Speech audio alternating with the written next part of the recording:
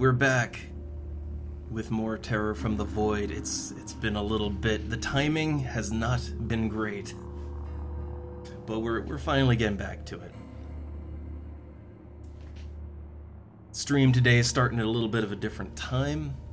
It's gonna be lonely for a while, in other words, but I'm okay with that because I wanted to continue my Phoenix Point run. I have no idea how far into the game I am. I'm gonna be honest. No clue. I could look it up, but I don't. I like to be surprised. I like to not know what's coming. So yeah, no idea how deep in, but it feels like the game could just keep going at this point in time. Hopefully we're not in for another forever game. All right, I promised people no more forever game, but I don't think it is. But it's definitely a lot longer than I thought it was. But in a good way. I'm enjoying the game. Alright. Let's load up. So, yeah, I got that auto-save, but I never trust auto-saves. Honestly, I feel like... Is this an old man thing? Have I become old? But I don't trust, like... When a game automatically saves, I never trust that. I need a manual save. Alright?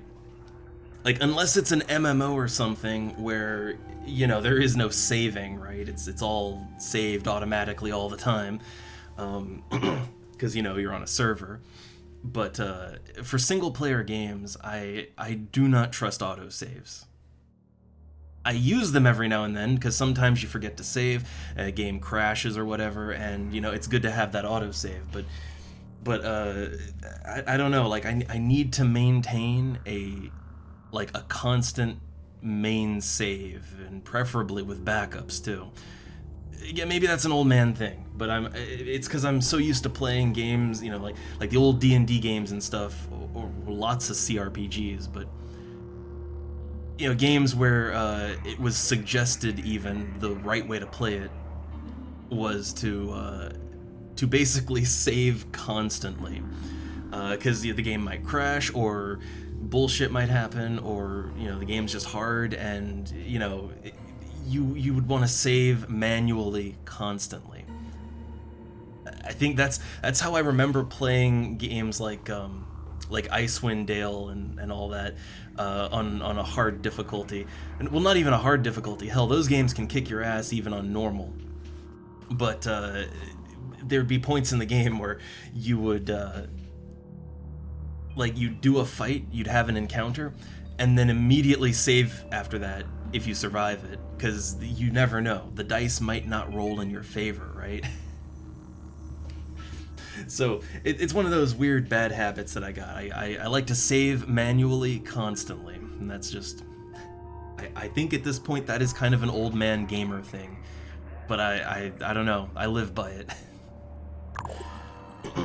Alright. So yeah, it's been a little while. I'll have to reacclimate, but I've been making a habit of kind of setting everything up for the next session, so I think I'll do a quick look over things, but probably we can just jump straight into it, and I think we left off on a mission. I think we left off with a big mission to do, I think. I know there was a nest, right? Or a lair. There was there were some Pandoran bases we wanted to go into. Let's take a look. Or did we do those already? I don't remember doing them. No, okay, here's what we got. So we got missions. So there's some research we need. So I see that I have a plane here. I have Manticore Prime just sitting right here at the 6th initiation. Okay. Retrieve data from the alien structure on behalf of the Exalted. Okay. So we're doing the diplomacy mission, the big alliance diplomacy mission for the Disciples, which right now they're the only faction that I don't have over 80%. Now, doing this mission for them, I'm pretty sure it's going to lower my standing with the others, but that's fine. I am in good standing with everyone, and I like that. That's where I want to be. But other than that, what do we got? So deploy a search and rescue team to the infested haven. So this one, so apparently this haven here has been infested. I don't know when that happened. Like when did this happen? I don't know, but apparently it's infested now. So that's one we'll probably want to do. And then we got to go down to Antarctica. Fortunately, we have a flight path down there now. That's good. And then the rest, I think, are just kind of... Yeah, the rest are just sort of research things. Oh yeah, we got a favor for a friend. What is that one? It's an exploration site. I will be honest, I don't even remember what this is for exactly. I don't know what that one's for. We'll find out. So Manticore Prime, yeah, that's gonna go do the 6th initiation. But we have 2 mission-capable planes. What's the other one doing? So, okay, the Aurora, that's, oh, shit! Right! Okay, the Behemoth, okay, the Behemoth is at 5 out of 5 points, so, I think, right, I think the Behemoth, we have the fighter over there because I think last time we, the Behemoth popped up and we had to deal with it, and we, okay, that one's dealt with then. So it should go back underwater, and then we'll have some time. I was kind of wondering, like, oh, there's all these planes over here, and I think we did deal with that. Okay, now, Mission Craft 2 would be the Sphinx, right? Okay, so the Sphinx is currently just chilling over here. I do like to keep... I like to keep the 2 planes at different bases just because you never know, right? You never know when you'll need to quickly... Like, what if a haven is under attack over here somewhere, right? It would take a long-ass time, even with those nice speed modules. It would take a while to get a craft from over here at Phoenix Point all the way over here, or I don't know if you go that way. Either way, it would take a while. So I need to have more planes in different places, honestly. I probably want to have a plane like over here too. I want to say maybe like right here would be a good spot at Symes Memorial. At maybe a little further north. I don't know. I'm not sure how many like havens are over here on Australia, but we probably want to have some ability to respond to that.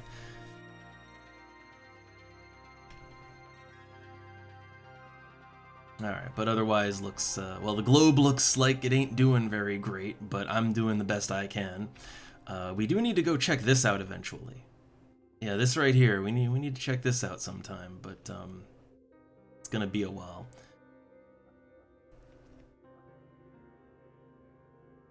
So I think we're, yeah, we have a satellite uplink coming here.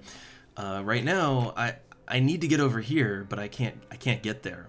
None of my planes can reach it, so we need to get a satellite going, and then that'll probably detect something, probably on this island here.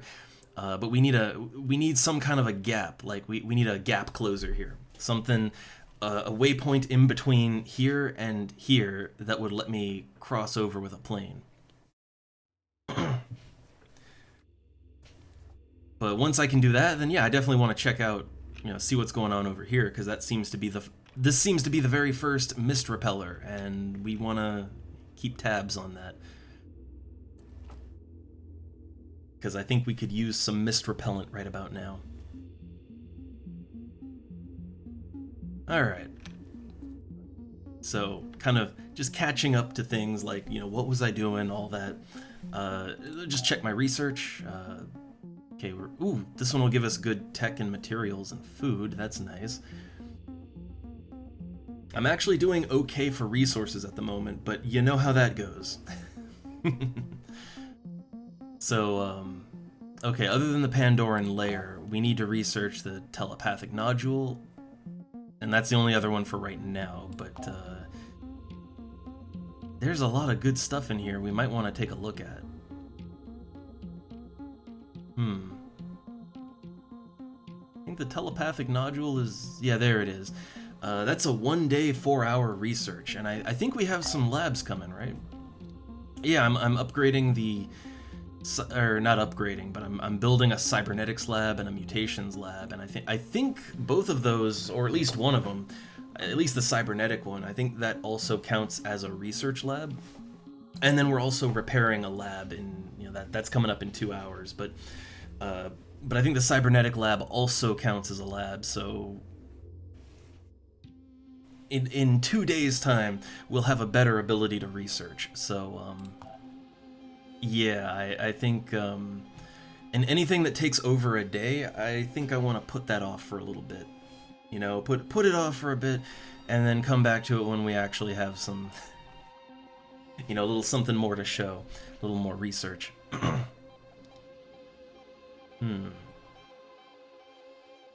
I do want to at least start looking into the mutation stuff.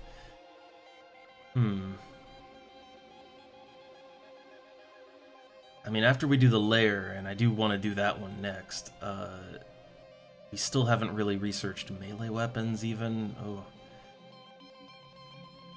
I feel like incendiary technology is gonna... I feel like that's gonna be some good shit right there.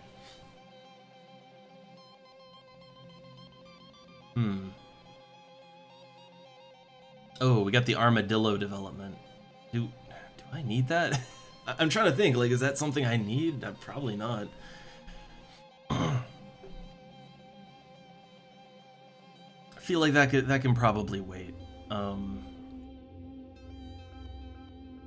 So we got production robotics. Fabrication plant efficiency is increased by 50%. Man,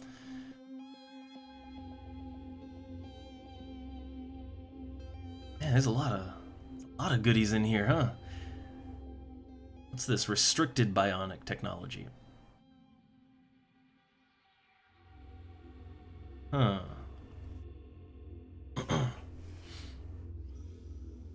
Poison resistance technology. I mean, I do feel like that could come in handy. I do. Yeah, there's too many good things in here. Well, I'd say before the armadillo development, I probably want the incendiary tech before that. I definitely want the layer because it gives resources too, but yeah, the incendiary tech that I've seen how powerful fire can be in this game. Like, fire is incredible. It kills my guys real good. So I mean, most of the Pandorans, well, so far they don't have any resistance to it because we haven't used fire, but I'm sure they'll get resistance to it. But until then, fire might be a good way to deal with them. Alright. So research is set, manufacturing, we're making some plain stuff right now. Trying to think. Oh, we need the oh, right. We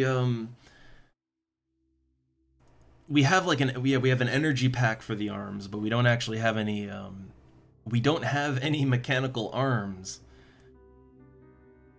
So we might want to get that. We might want to have one. It only takes 9 hours to do. Yeah, it's only 9 hours, and we have a couple of technicians actually. So give at least one of them their their whole class thing, which is the mech arms, right? Like that, it's kind of their thing.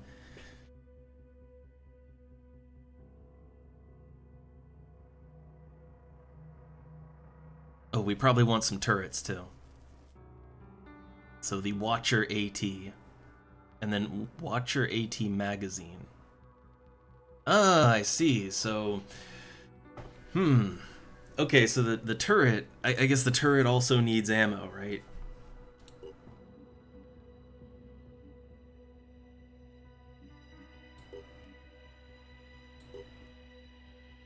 Okay. So we'll make, yeah, so we got ammo for it, which is surprisingly high resource cost. And then we're making the arms, and then, yeah, I get a turret. Because right now we have like I think I've got like 2 or 3 technicians, and none of them have their robot arms.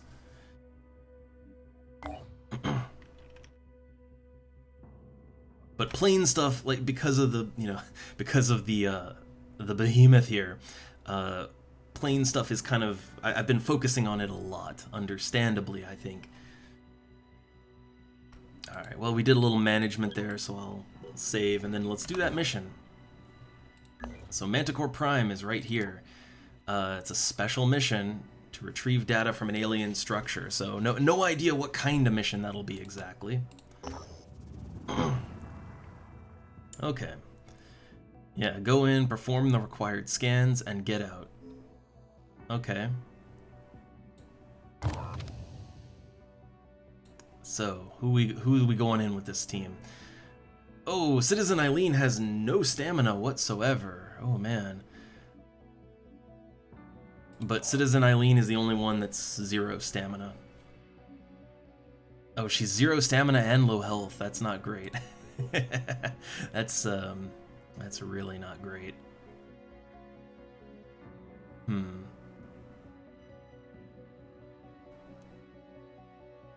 she's got, what, 5 points of delirium. Oh, this is gonna be wonderful. So that means that she normally has 10 willpower, so right now she only has 5 willpower. The thing is, I know that, like, yeah, they get low willpower, they're more prone to panic.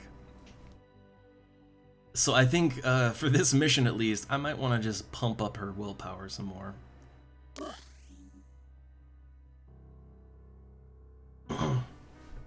And maybe even more than that, because, like, yeah, she's...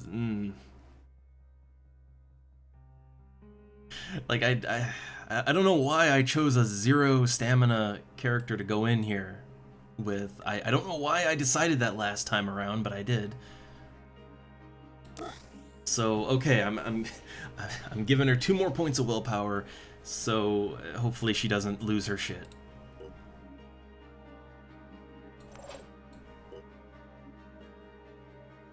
I could... okay, so all the characters seem to be able to level up a little bit.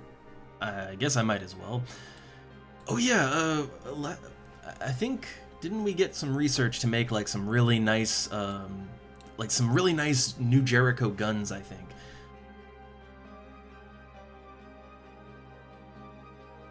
I'm trying to remember if I built those already, or if I was going to build them and then I never got around to it. But there were, there were armor-penetrating guns, right? I cannot remember if I actually manufactured those yet or not. I think I might have, and then I might have given it to certain characters, probably. But we probably want to make more, if I remember right. Like, if I remember right, they were really good.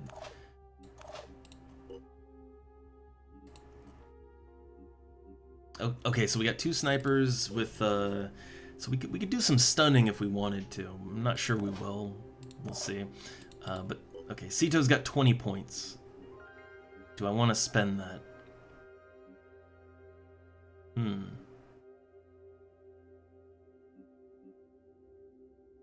So, okay, Sito's health and stamina is okay. Could always use more speed. Always use more of that. Or more health.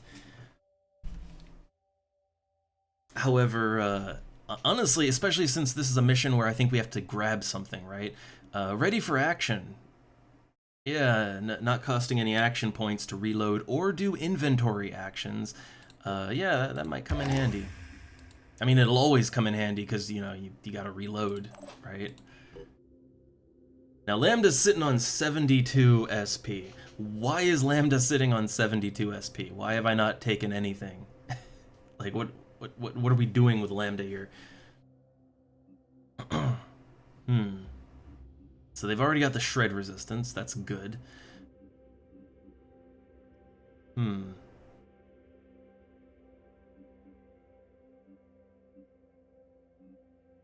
So what do we want to take? I mean, I do like the 50% increase to... like it's an activated ability, but still, like, yeah, explosives could gain 50% range.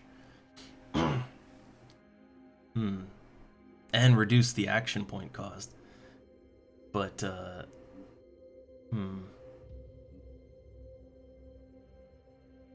oh, actually, yeah, ready for action. Honestly, I think anybody who can take ready for action probably should.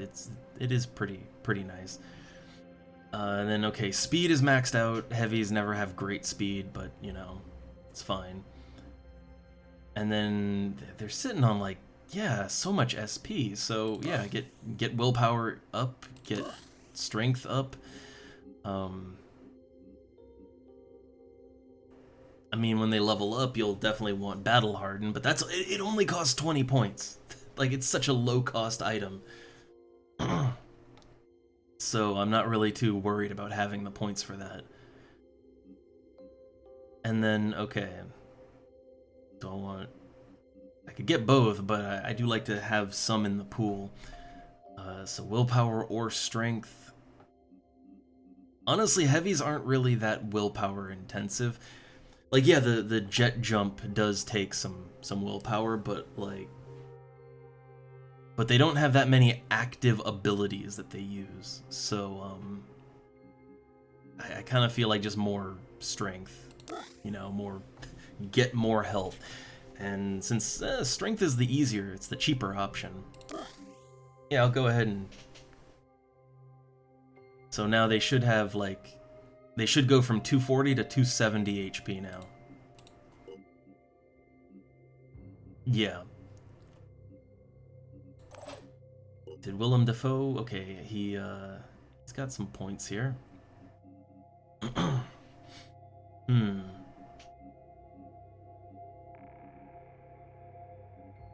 wonder, how does return fire work again?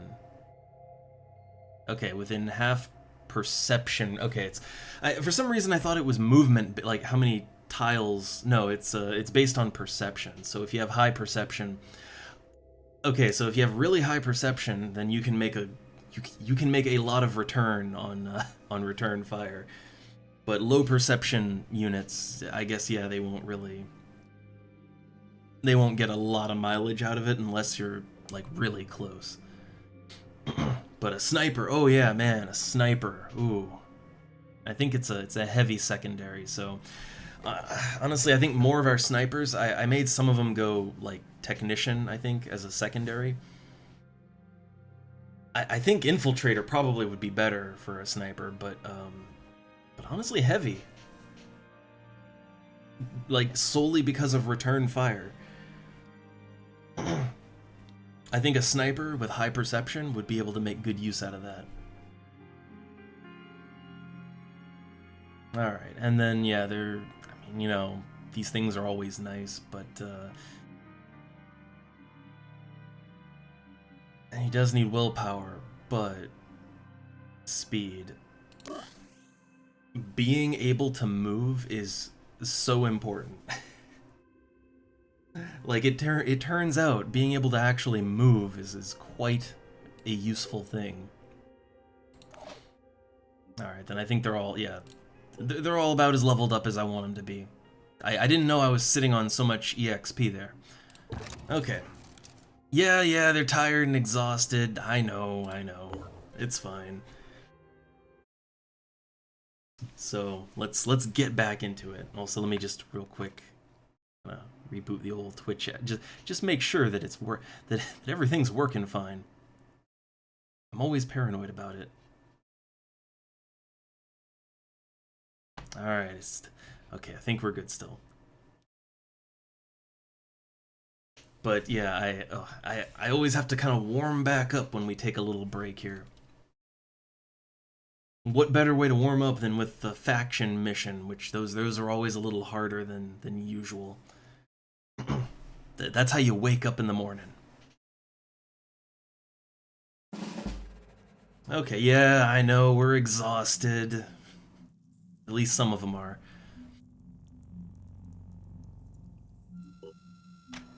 And, you know, I know I could disable those hints, but you know what? As someone who does kind of take breaks from the game regularly, you know, we get through it at our own pace, right?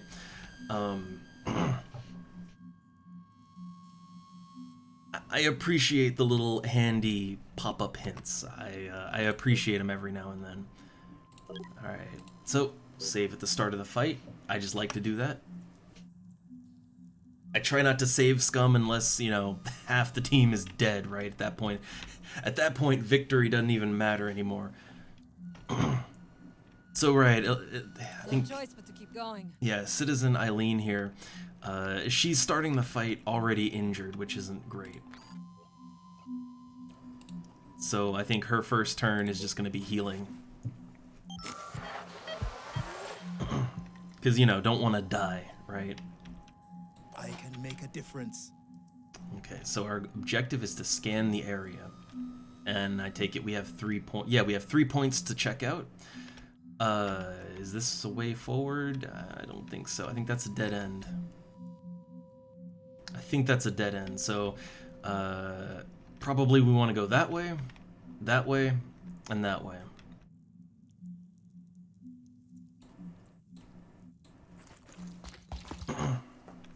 Alright. Let's not go too quickly now. But not go too slow either. You don't want to go too slow.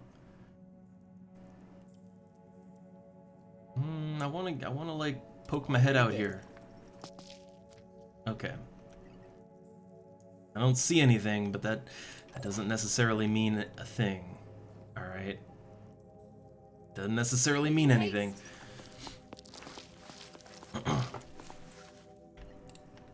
Okay. Good thing is the sniper can overwatch even... Yeah. Now, I am hoping she's not gonna just shoot Willem Dafoe in the back of the head. I'm trusting that our sniper isn't just gonna immediately shoot him in the back of the brain. Okay? Maybe I want to move Willem Dafoe a little bit, right? Well, now I see an enemy, but the enemy doesn't see us. So, like, well, you know, now... Ooh, touched by the void. How we shiver with affright. This Arthron Scourge over here. So, I mean... Well, yeah, I guess they see us now, right? I guess they see us, so there's not really any point to... Yeah. It's a gun user, so, maybe pull Willem Dafoe back. I just don't want him to get shot in the head by our sniper here. Like, I feel like that's a strong possibility. Ready.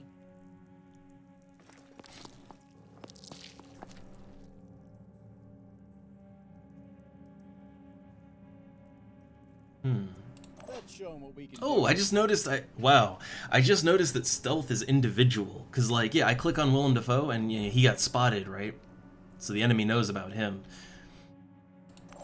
But yeah, like Elaine, she's still in stealth. So I guess I'm kind of used to, like in XCOM 2, I'm pretty sure where they dabbled in stealth. Like, yeah, it's basically you're either as a group in stealth or not. And that never worked out great.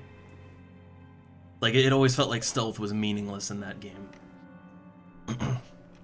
At least to me, the way that I understood it and tried to make use of it, I just couldn't. But yeah, so here it's more individual basis, and that's probably for the best. Channel open. All right, so the heavies, look, the heavies can barely move. Rotate to position. Just get them in there. Just get them in there.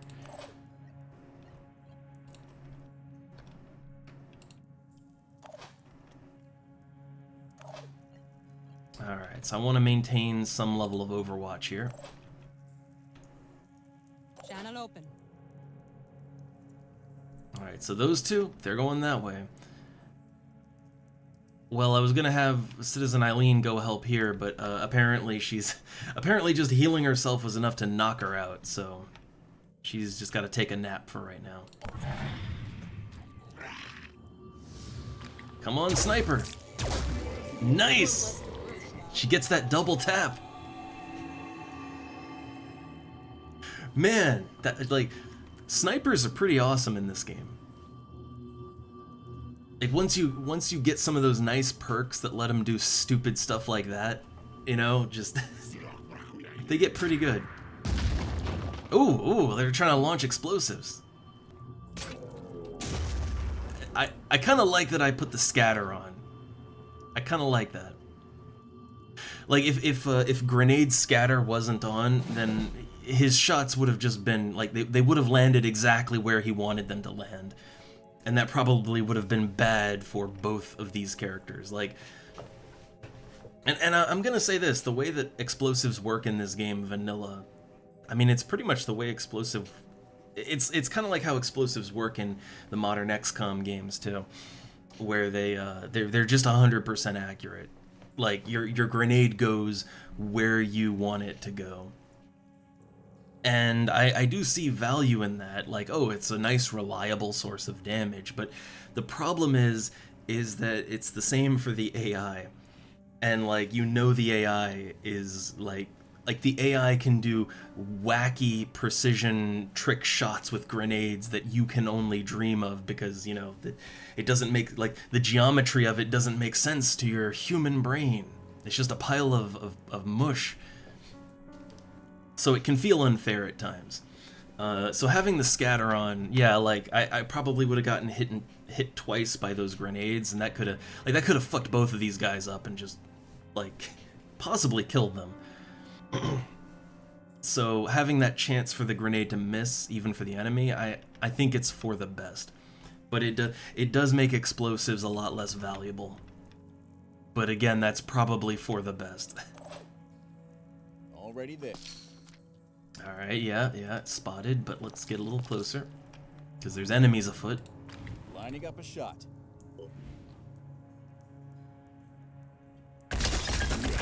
Nice. Pretty weak ones, though. These enemies are going down real fast.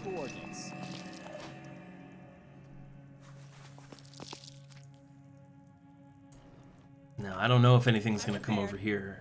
If we get another, yeah, if we get someone over here, we could keep an eye out on that.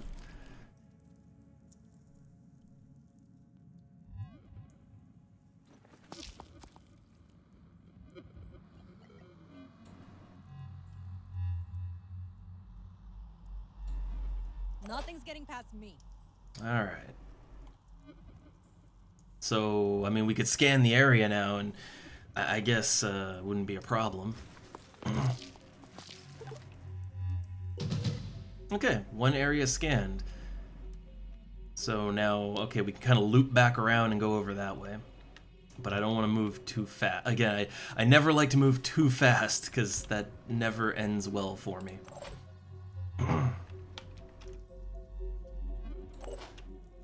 Okay, we got our heavies. Loud and clear. Our slow-ass heavies. What's our plan? And we got Citizen Eileen back here, but she can only move 2. She only gets 2 action points. Oh my god, because she only has 2 action points, she can't even use recover. Ooh, oof. Big oof. So Citizen Eileen is just kind of useless this mission. What's our plan? Probably shouldn't have even wasted a med pack on her. Alright, well, again, I don't worry too much about the heavies, because, well, they're heavies. They can take a hit or two.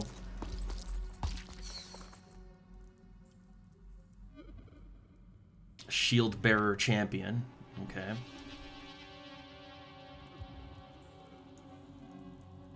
Well, I can make a difference. Okay, it costs 3 action points for him to Overwatch. Loud and clear.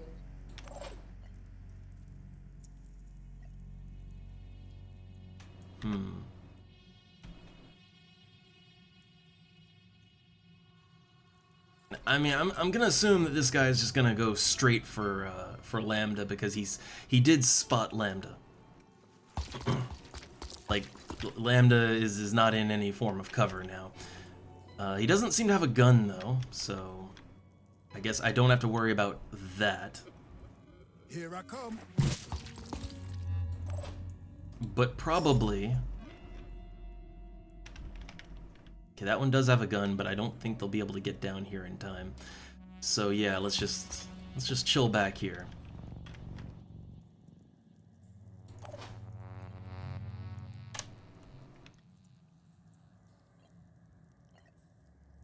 I mean, if they're gonna attack anyone, they're probably gonna go for lambdas. So, all right. I think that's everyone. Yeah.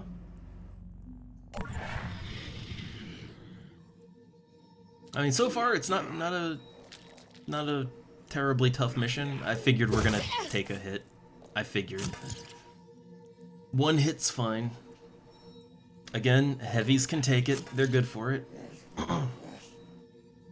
And that's, oh, that man, he is so dead. He is so dead next turn.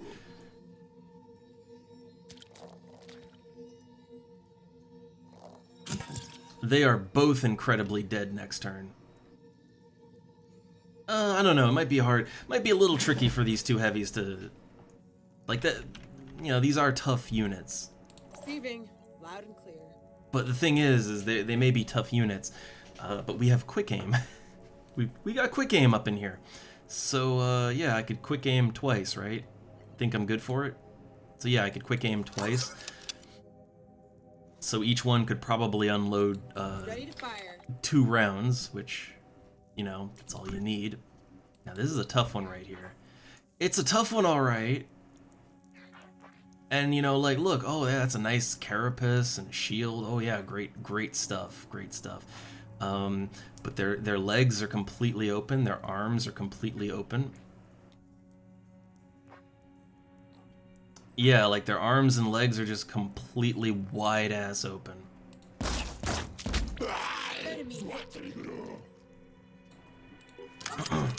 This is what I really like about this game's whole, like, you know, physics slash, like, actual reality-based aiming and all that.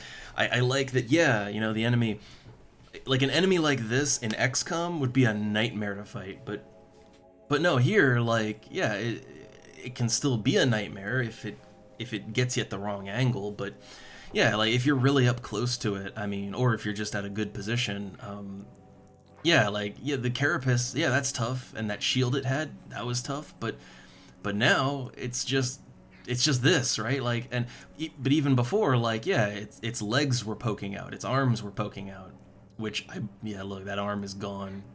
It seems to not have any arms anymore. But, yeah, like, if the leg is poking out, go for it. You know, it works. Okay, I think it's gonna be dead one way or the other, but, blow its head off. Okay. I'm here. And then do we, like, how much health does this one have? Honestly, this one should be dead, like now. Yeah, just go ahead and blow its arm off. Or, I think the leg would probably be more consistent damage. I don't know. Let's go for the arm, and then the leg is underneath of it. If I blow the arm off, and then there's still shooting that needs to be done. Ooh, it's not dead. Oh my. Oh, this should make it dead.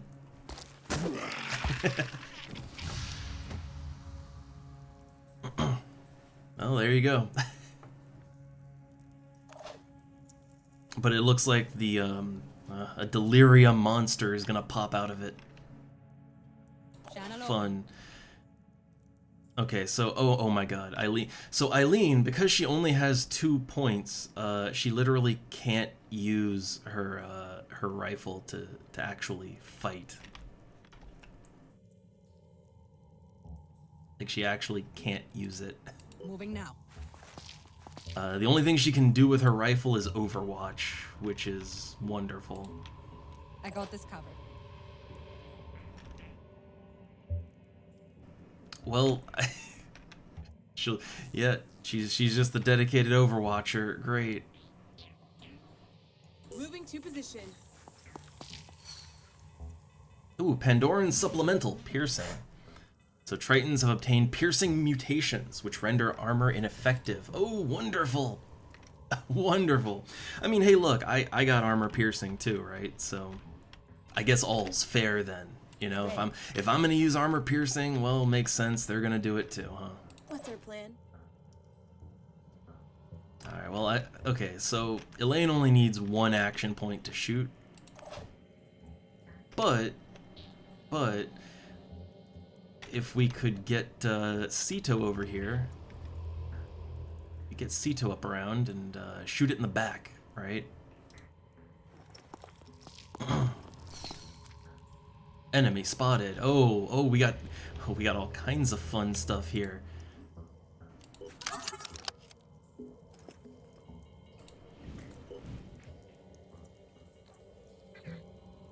So yeah, shoot it.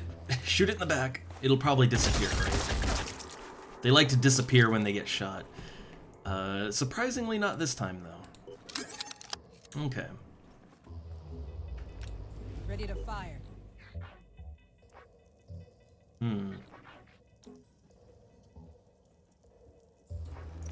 I'm trying to like disable part of it if I can, but Enemy hit. nothing's disabling. So I want to Overwatch, but I am a little worried that they're gonna shoot Sito. I'm a little worried about that, gotta say. Moving now.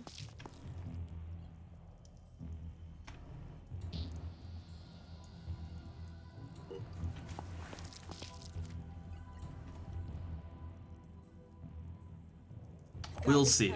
We'll see. I might have just made a horrible mistake, but you know, we'll figure out soon enough. There might be something over there too, so let's have Willem Dafoe kind of tag along. And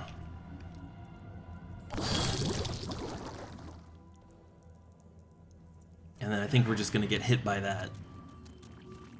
Oh, it's coming this way around, huh? Ooh. Bad angle, huh?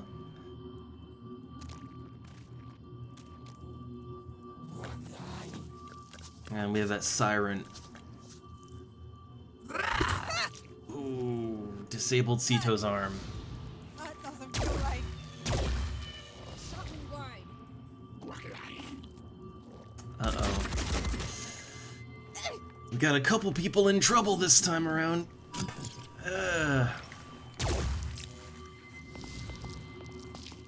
I find it funny how these, like, so many enemies seem to just, like, purposefully hunt out snipers.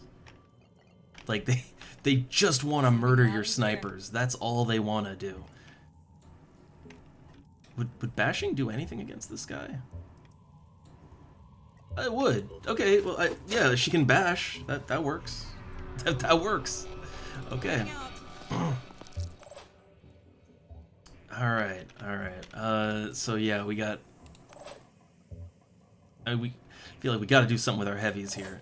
We gotta.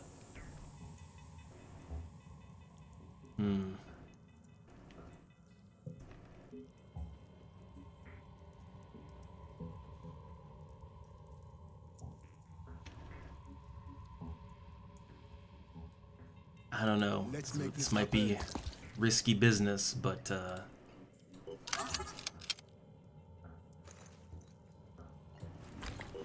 okay. Can we disable anything? We can probably disable the like. I feel like we can maybe disable a couple of things here. Oh crap!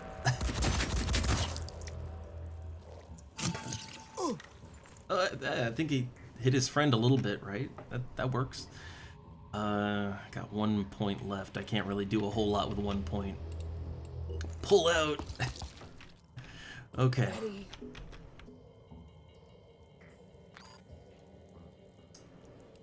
So if I throw a grenade here, then again, what are the chances that you'll throw the grenade and you'll just hit the wall here and, you know, just it'll be a bad time for you.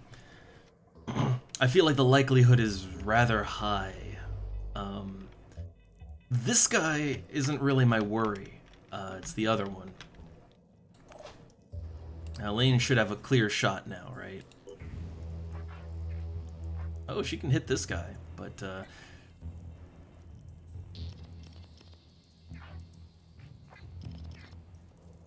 honestly, going for the Arthron that might be the way to go. Don't have a clean shot on that unless okay, if I get a little closer. The Siren really should be taken down. Acquiring target.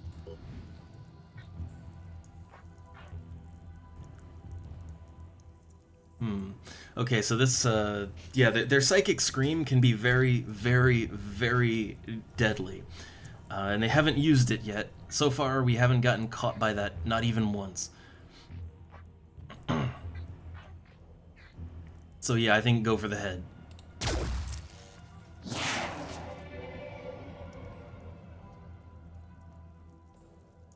And then get Willem Dafoe in there. I've got this. Let's see. I think we can quick aim, and I mean the worry is we don't want to murder Sito, right? But I think we can be careful with our shots and not kill Sito, I think. So we definitely want to, we want to disable the head. And I'd say that's the most important thing. So that is what I'm aiming for. Unfortunately, that's gonna mean some missed shots, but you know, it's okay. Too many missed shots. It's my turn. Too many. Well, Sito can't, yeah, Sito can't really do a whole lot right now. Probably Sito wants to just run right Into about now. position. That's probably a good idea.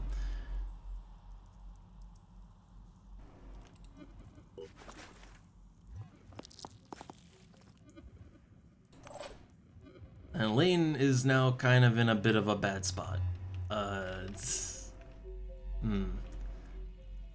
Channel open. Okay, Lambda can still do stuff. I do feel like we can probably take this guy out. Probably. It's not showing me the little sight line. I think if I go here, I can probably... Oh, wait. There we go. Sight line. Okay. I'll try to get there in one piece.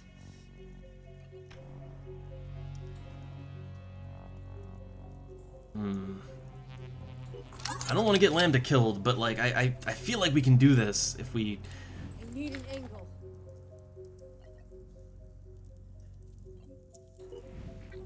Okay, I feel like I can take him out.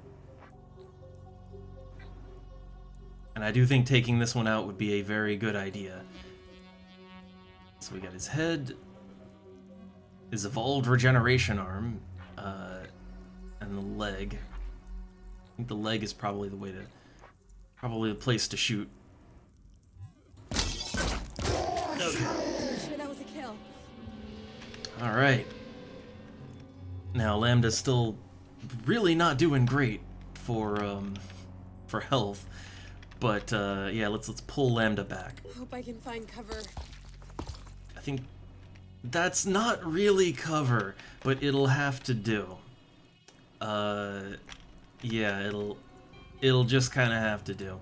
Maybe if we move, if we move input there, we can maybe body block any bullets that come in. All right. So yeah, a little worried about Elaine here. She's just kind of right out in the open. That is not a great place to be. Maybe put Willem Dafoe a little further out, make him a little more tempting as a target. Oh god, man, we get people in here. Oh, people talking, and it's just it's robots. One sec. Let me time to delete robot. Okay. Gotta keep it human in here. Alright, so I'm worried about this thing, but hopefully it won't just murder Elaine here. Oh, that ain't great. That ain't great.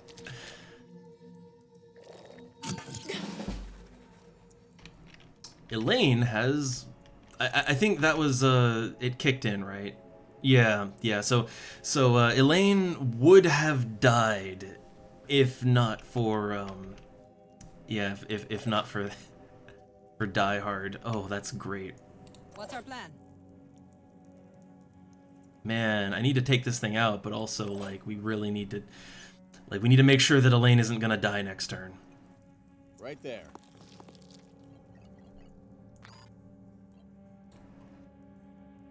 I always bring medkits. Always.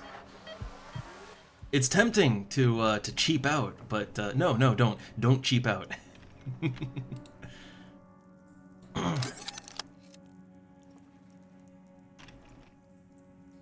right. Ah, crap. Her arm be broke. So I need to swap out to the real gun, because this is all she's gonna get.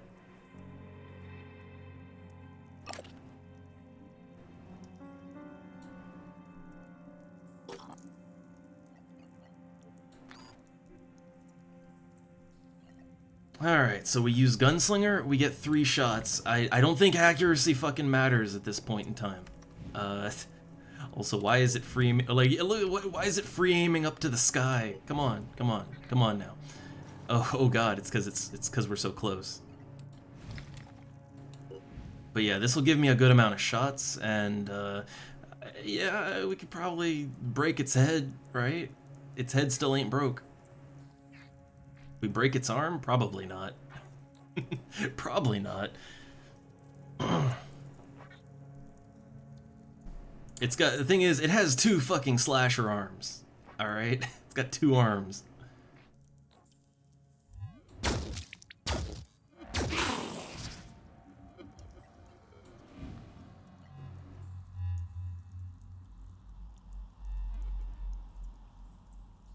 I'm not sure if I want to waste all of Elaine's points. Ready. You know, not sure I want to do that. Okay, what can Willem Dafoe here do? Like, if we can do a lot of damage, we might be able to... You know, we might be able to get this thing down.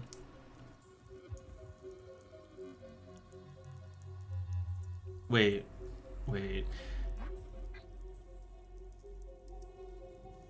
Oh wait, I was reading that wrong. It's like increases speed of the creature if disabled. No, that's increases speed of creature. And then if disabled, yeah.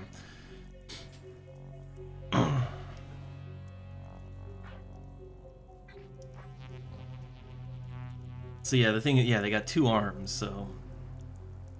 But if we disable the tail, their move range goes way down. Like, if they can't physically get to Elaine to murder Elaine, Receiving loud and clear.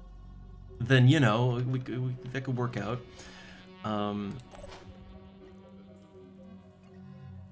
think maybe going that route is probably the way we want to take it. Because I don't know that we're going to be able to disable both slasher arms. I don't think that's going to happen. Well, we might be able to disable the tail, maybe. Channel open. And yeah, Sito here, yeah, can't really,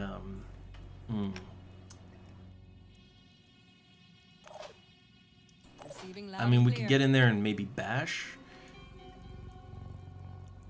Sito's bash only does 22 damage. It's not a high damage maneuver.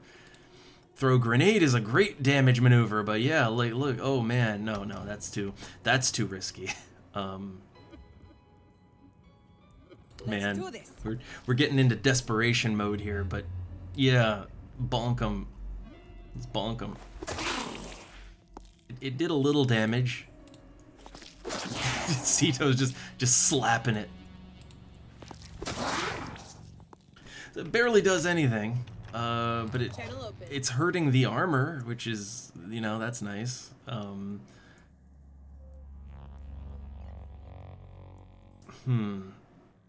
I mean, this is only will points, but oh, we need all of our will points if we're gonna Ready to fire. gunslinger it.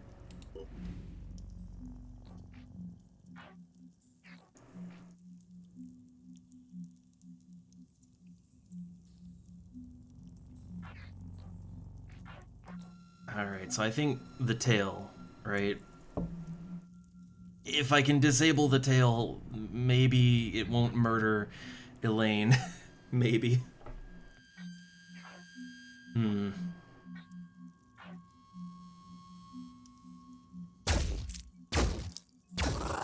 Oh god. Alright, that works. That works. That works out. Man. Let's put Elaine behind something. She still has a med kit, so she can heal herself. But I love those intense moments. I love it. Alright, okay, then our heavy can just easily dispatch this guy, I think, without wasting a ton of will points. Man, shooting things point blank gets a little wonky, but but it's very effective.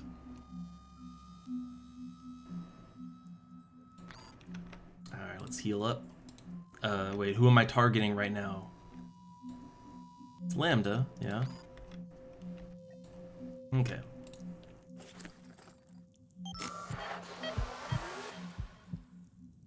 Alright. So move forward. I think we can now actually progress to the objectives, right? I think we can do that now. Do I maybe want to give Citizen Eileen over here? Do I maybe want to like equip her pistol? Might be a good idea. Because yeah, like right now she can't actually, like she can't shoot. Moving to position. That was a weird body twist. I actually like it when the character models just jank out. Kind of love it. Switching. And that would be the so yeah, we just reloaded for like 0 points, right? Like, oh yeah, there you go. It was worth it. There may or may not be any enemies left now. If there aren't, great.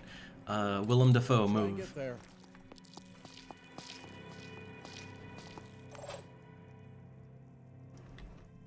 No, if I don't have to waste a medkit, I'd rather not. You know? If I don't have to. Probably shouldn't have sent her in first, though. That probably wasn't very smart.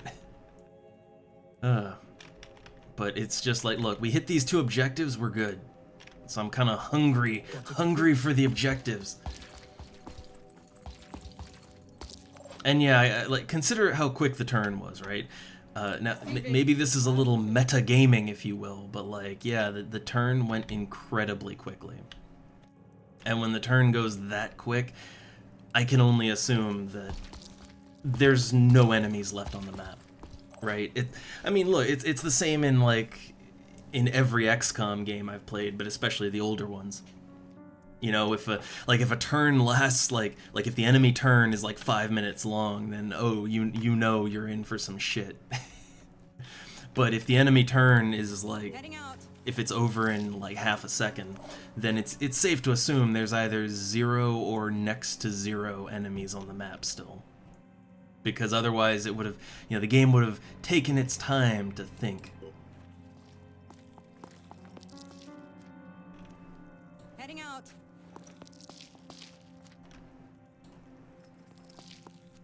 I try not to, I don't know, look, play games, however, do whatever you gotta, but I generally try not to metagame too much when it's like weird quirks of the game's engine or whatever, and, you know, it might give you some extra knowledge or something you can exploit. And hey, I don't know, I love exploiting Bethesda games, but at the same time, I think you do have to sort of decide how much cheese you're acceptable with and like how much kind of meta knowledge exploiting the game's mechanics you want to do.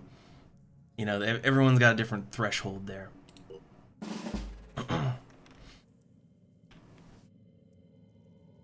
Kind of like how, just thinking about it, how in well, not just Fallout, but really any Bethesda game, you can pretty much just defeat most enemies by standing on top of an object.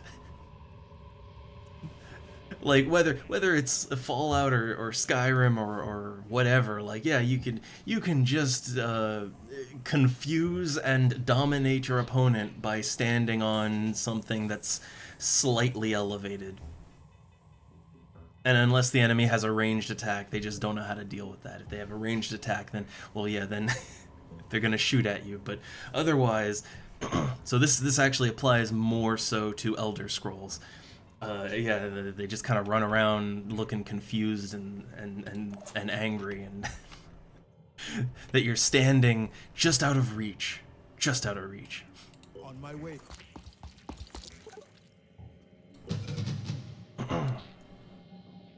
But yeah, I kind of quickly realized with those games that, you know, if you absolutely have to exploit like that, then do it. But if you don't have to, don't, because you just kind of ruin the game for yourself, you know.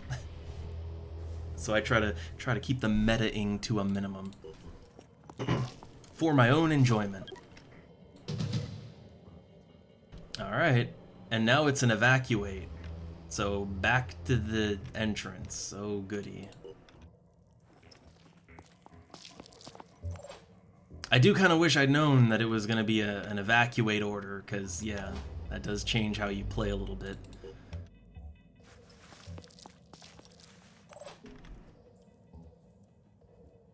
Sprinting to position.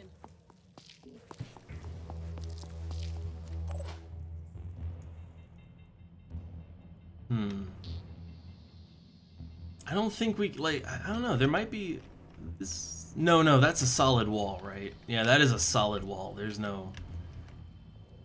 There might be something here, but I don't think so.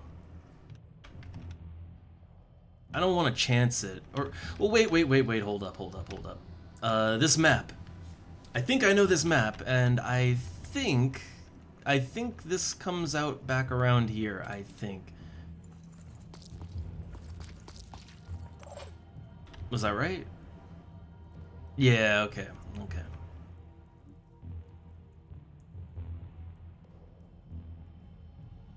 Making haste. And Sito, they don't got no weapons. At least they have arms. I will say, I'm both disappointed, but also it's clearly a design choice, and I kind of appreciate it at the same time.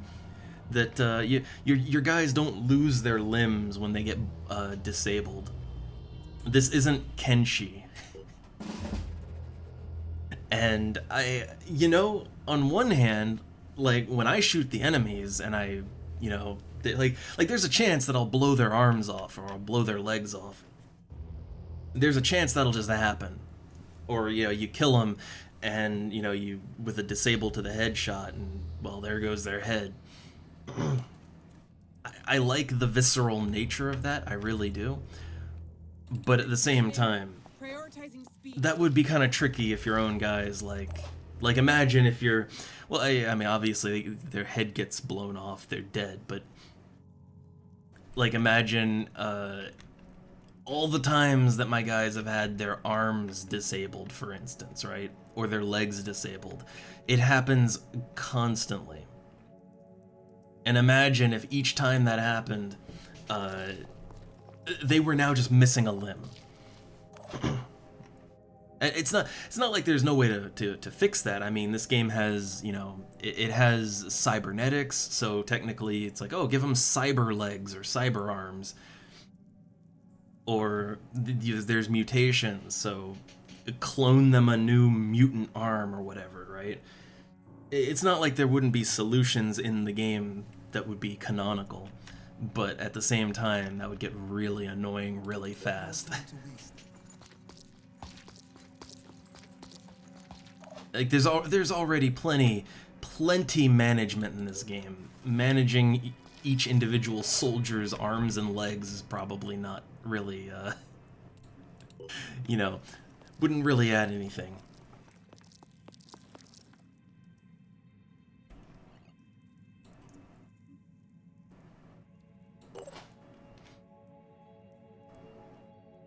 I wonder. Yeah, jet jump doesn't. Jet jump is actually worse to use here. Like, it actually slows you down to jet jump in this cave, which makes sense, as it should. Alright, yeah, so all these guys that are super injured, I definitely want to just get them out. No dawdling here. Just get me right the fuck out. Hope I'm not leaving myself exposed.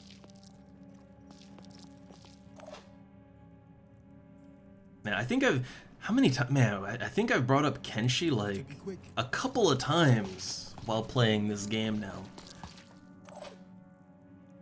And I do think I need to go back and give Kenshi another shot. I need to pick a new mod pack, though. Like, Kenshi's one of those games that, well, it's like a lot of the games I play where it's not... It's not that the game itself is bad or anything, it's just... I think a lot of games that I play, I like games that have a lot of potential, and they have a lot of sort of sandbox options. But games like that often... They often are very wide, but very shallow.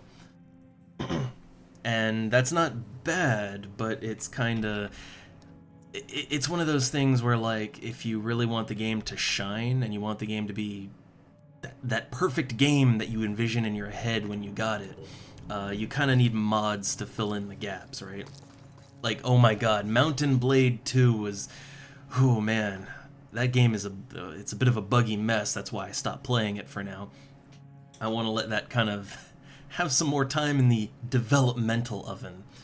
But, you know, that game is like, oh, it's so wide, there's so much going on, and it's such a fun sandbox to play around in, but it's very shallow, and you always want for more, and yeah, mods are how you get that more, you know? Receiving loud and clear. Moving now. Like, I don't think a game... Like, some games, like, there's some games where you could say, oh, it's not even worth playing the game unless you're gonna play it with mods, and I think maybe at that point, it's not a great game, but it's just a lot of games, they're fun enough, but they don't have a long-lasting fun without mods, and yeah, a lot of games I play are that's just how they are. And Kenshi's one of them. Like, Kenshi, you can play Kenshi vanilla, and it's fun, but you very quickly find that there's not really anything else for you to do, because the game is a little... Like, there's a lot of possibilities, but it's kind of shallow. Like, there's not a lot of depth to any of the features of the game, but it has a lot of features, which is cool. So, you know, that's prime time for mods, right? You know, mods can fill in the blanks. But the problem with that is there's a lot of mod packs for Kenshi. There's a ton of them. And I'm not sure exactly how I want to play the game. So I had to think on that, and then assemble the mod list that I want, and then, you know, commit to that, and make sure it doesn't, you know, melt the game. But I do have a fondness for that game. It's just, I don't know, Kenshi is a game that I've put a lot of hours in, and it can be so frustrating. It's a game that can just make you angry. So, alright. We win, yay. Other than things getting a little dicey there in the middle, not a bad mission. Yeah, look, everybody's really hurt, really fucked up. But other than that, it wasn't a terrible mission. Really not. And Willem Dafoe leveled. So, okay, we did good. Only 7 points for the pool. Oh, I really should have saved before we completed that, because, there's gonna be a choice, right? There's always a choice after these missions. So we're gonna have to make a story choice, and we might make the wrong choice, and if so, that's gonna suck, but, well, I really don't want to replay the whole mission just to get a better dice roll. So we are now allied. I am glad you rejected the Synod's orders. They were not in accordance with my teachings. I have no desire to destroy those who disagree with us, unless their actions undermine humanity's chances at survival. The Synod is a necessary evil, but perhaps its usefulness is nearing an end. Alright, so okay, we did... So first off, yay, this is the first time that we ever get a message directly from the Exalted. So we're at the top of the chain now. But, yeah, last time I remember there was, like, the person we got the mission from was kind of... It was, well, the original mission was, it was kind of demanding us to go and cleanse some heathens, right? And we said no. And that turned out to actually be the correct answer.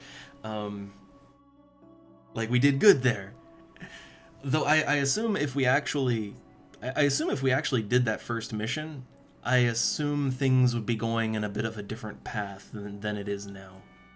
But if anything, I want to kind of steer all the factions into a place where they can not hate each other so goddamn much.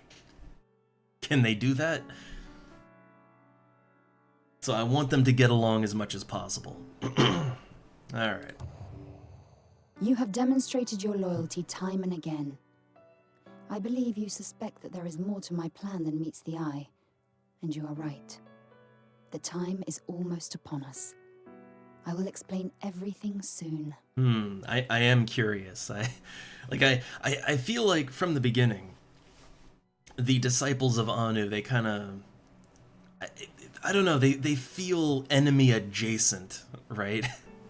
They feel like a faction where, like, this is... If you don't want to become a tentacle head, a crab mutant, like, you're gonna be at odds with them, right? So I feel like this can't go anywhere good, but we'll see, right? Also, hey, only positives. Tech, materials, food, great. Very profitable. Well, I've tried to play the game a few times before. And also, hey there, Tio. I've tried, I think I tried 2 failed runs on this game before. Vanilla. And I wasn't sure how far I got in. This is definitely as far as I've ever gotten.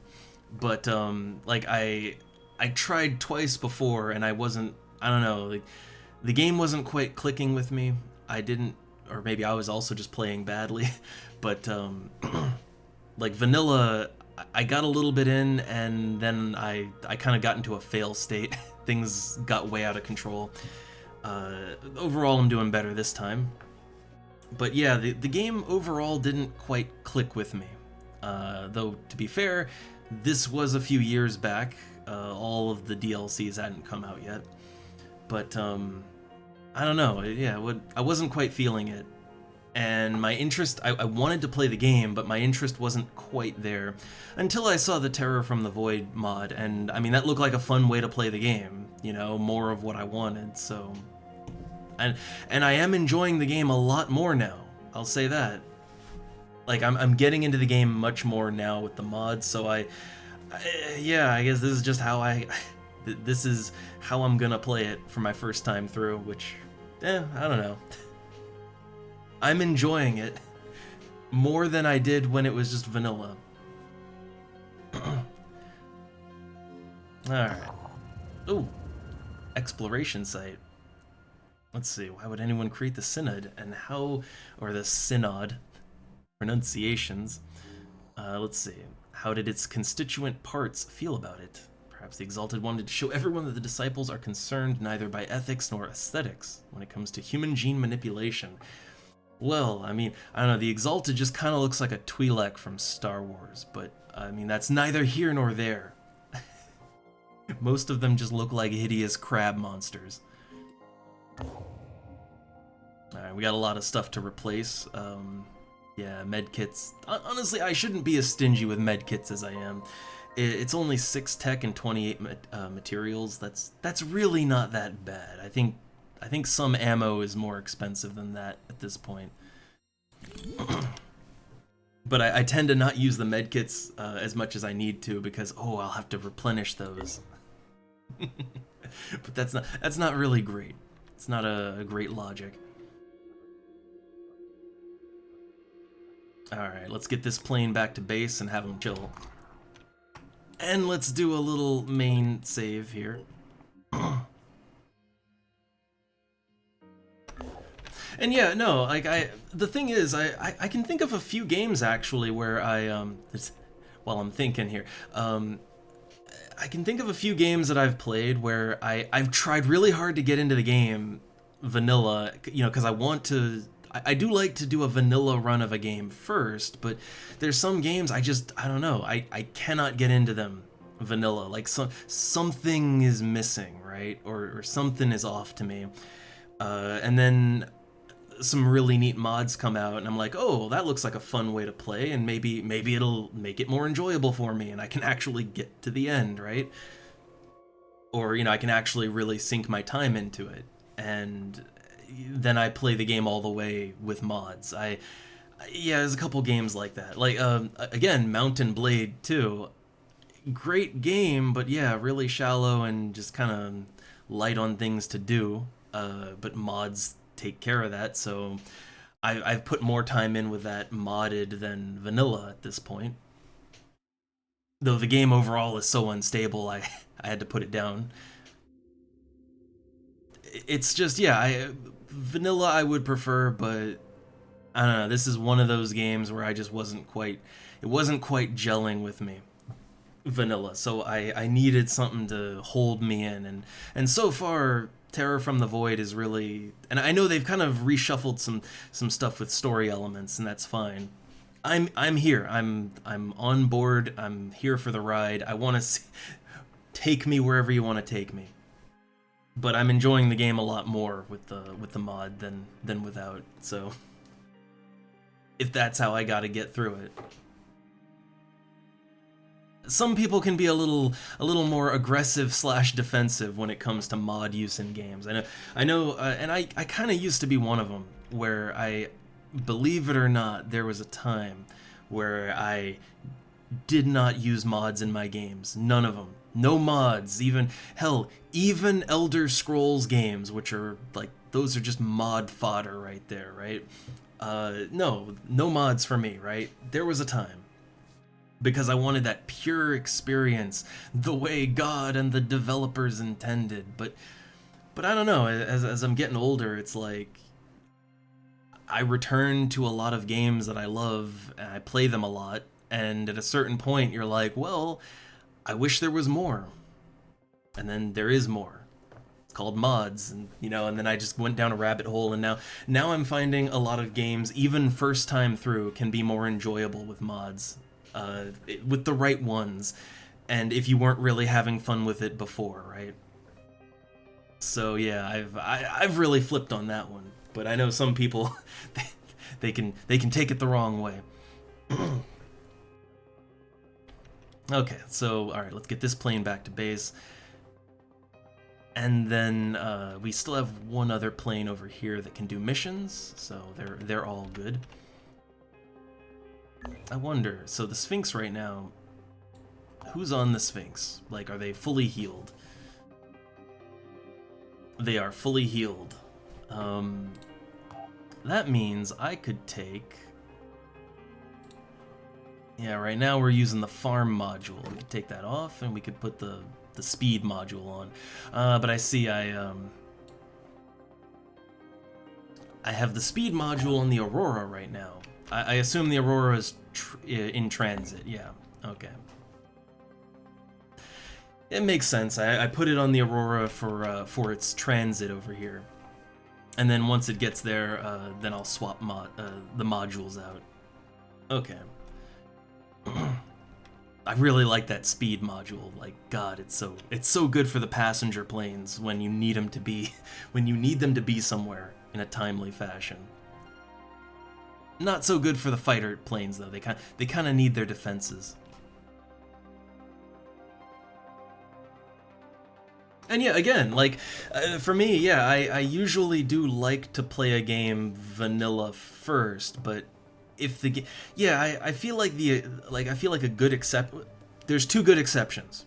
One is if and a lot of old games that I play, this is the case. Like there's lots of games where because they're old and they don't really run properly on modern PCs, you might have to you might have to mod them literally just to get the game running, and then oftentimes those mods don't just fix like resolution or whatever, but they might fix some content too. Things like Arcanum or Vampire the Masquerade, Bloodlines, yeah, like any patch that kind of fixes the game to work right, also fixes and adds some content too. And it's usually for the best, but you know, technically you're playing the game modded for the first time then, if it's your first time. So that's one exception, right? Oh man, I look down and boom, there you go. Vampire Masquerade. It's a great example. It's a very good example. But yeah, like the community fix is, you know, it doesn't just fix the game to make it run right on a modern PC, but it also, yeah, it also kind of fixes and adds some content, and it's a good change. It's ideal, but you know, technically you're playing modded there. Also, oh no, robots! Hold up. Man, the robots are out. The robots are really out in force for a while now. Alright, let me get rid of them. Okay. But, yeah, so that's the one exception. The other exception, at least for me, like I said, some games, yeah, I'll play them, and I'll play them for like hours, right? So like I get in and I get a good feel for how the game works vanilla, right? Like I didn't like just immediately start with mods in this. I did put quite a few hours in doing like 2 failed runs, so I got a decent feel for how the game works and how things are gonna go, right? But you know, I didn't get deep into it story-wise. But you know, when you're just not quite feeling it, if some small changes or overhauls, if it can make the game fun enough that now you are interested and you want to see it through to the end, you know, do what you have to do, right? That's kind of where I'm at here. So those are kind of the two exceptions for me. Otherwise, I try to play vanilla when possible to start. Alright, so okay, that's going over here. Just want to make sure everything's going before I kick it into action. Okay, Sphinx is just chilling. This plane, they need to recover, so they're back to base. And then we have an infested haven to deal with. Probably want to deal with that soon. But we just did one of the big plot missions, so yay. Or, well, not a big plot mission, but big faction mission, which should open up research, yeah. So let's see, what do we got? The advanced Tiamat. Increases the range on it by 25%. I mean, it's so goddamn slow, though. Like, that's the problem, it's such a slow plane. And then advanced viral weapons. I don't think we even have standard viral weapons. Do we? I don't know. Yeah, I'm not sure we even have standard viral weapons, but cool. We can do advanced ones. And then acid weapon tech. Ooh. So yeah, there's some goodies in here. I'd say though, probably though, the advanced viral weapons, there's only like one unit that uses that, right? Like, I think the only unit that uses that right now is the priest class, and I think I have one, and that's it. So actually the acid weapon tech is probably a little better, but I don't know, that's 7 days and 3 hours. I ain't got time for that. Look how much research we gotta do. Let's just finish what we got, right? Let's finish off what we got so far. Okay. Research lab repaired, which... that should shave the time down on a lot of things. Okay, so I think the this one, I think it was like 1 day and 4 hours. This is just 1 day now. It definitely some diminishing returns on those research labs, but it's still appreciated. And I have the cybernetics lab come in, and that also acts as a research lab.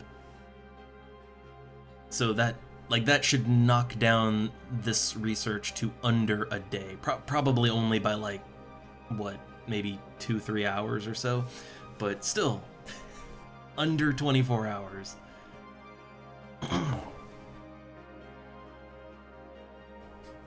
All right. Yeah, I don't know how much longer I'll be going, because yeah, it's like almost 1 o'clock now, and lunchtime is usually soon, so not sure, but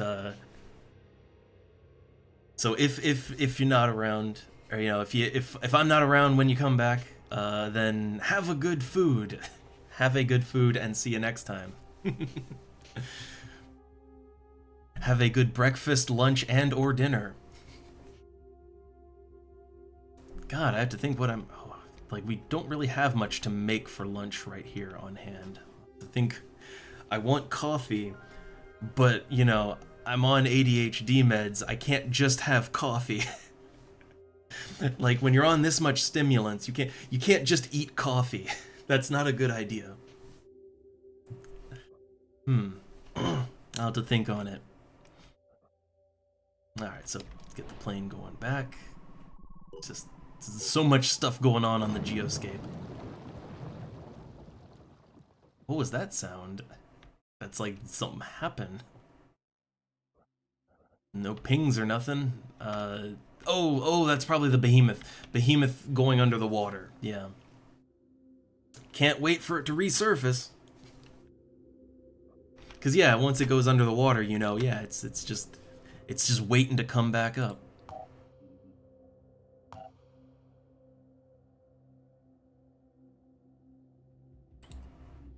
Alright, so Manticore Prime is currently the one just resting. So slap that module on. Now, I do need to be ready for the behemoth when it comes back up. Like, I don't know. I feel like I probably want to have one more fighter in my arsenal. And I probably want to have a little more weapons and stuff on my planes. I don't know, we had really good luck with the Synedrian plane equipment. Like a mix of the Synedrian and the Jericho equipment, but it was really good for taking out the enemy fast.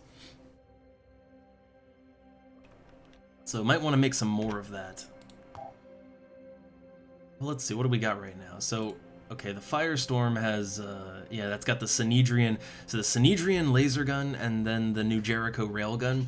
Those two things together seem to work really good. And for defense, honestly, the fire suppression system, like it's honestly not a bad generic module.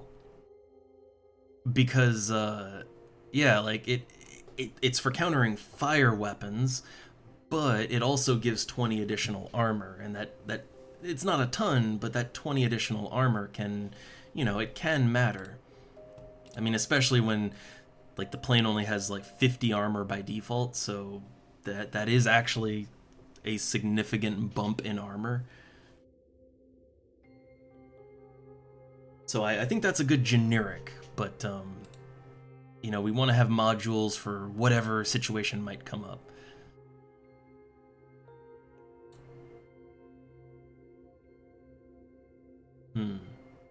So we've got the, yeah, we have the afterburner, and then we have this. But what's on this one? Flares. So that counters heat-guided weapons. Yeah, I think we want to have some more countermeasures on hand. I think that'd be a good idea.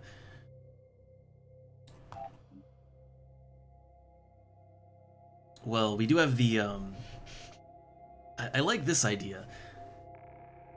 So it's a psychic guidance module.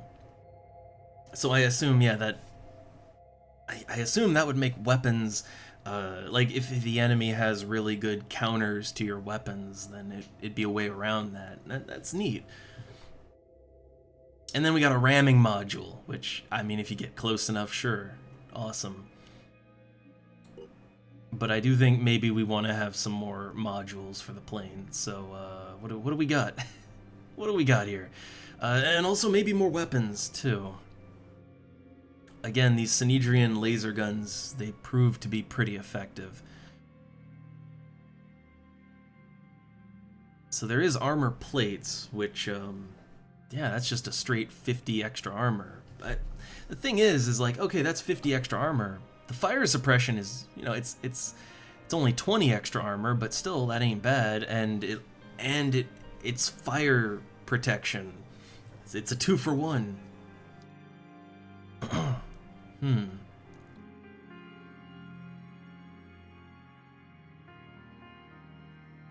Reinforced bulkheads, 500 additional hull points. That could be pretty nice too, gotta say. I mean, I guess if the enemy, if the enemy can, like, they can punch through your armor, then, because we have plane weapons that can punch through armor, right? I'm pretty sure we do. Probably the Jericho stuff, right? Yeah, ignores armor 120. So I think if we have that, then the enemy definitely has something like that too. So yeah,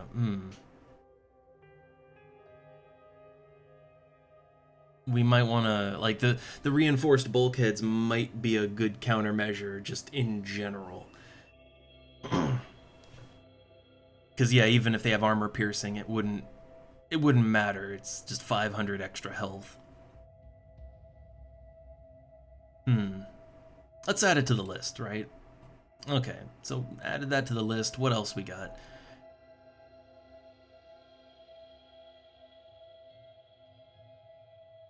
Okay, so the Gadfly. So it's a new Jericho Fury pod. What's the stats on that one?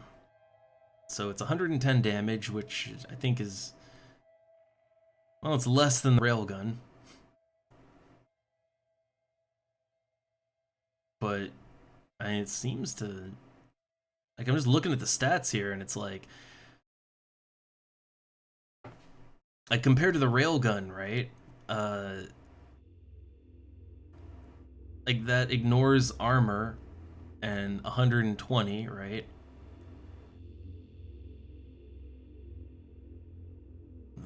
It's only got a burst of 1. Cooldown to 13. So this has a burst of 6.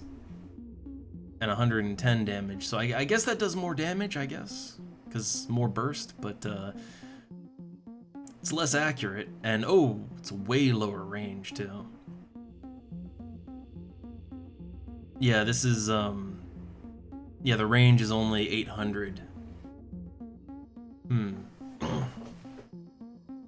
I don't know. This is a tough call, gotta say. But I know that I want more stuff for our planes, because we're gonna need it. When the behemoth comes back up, it's gonna be angry. like every time the behemoth resurfaces, it just gets harder and harder to, you know, to keep all of its little flyers at bay. So I know I'm gonna need more equipment for my planes. Like, we're gonna need more equipment. We're gonna need more ability to take down the flyers in a timely fashion. Like, we might not necessarily be able to go back home to base to re-equip the plane between, you know, between waves, right? So,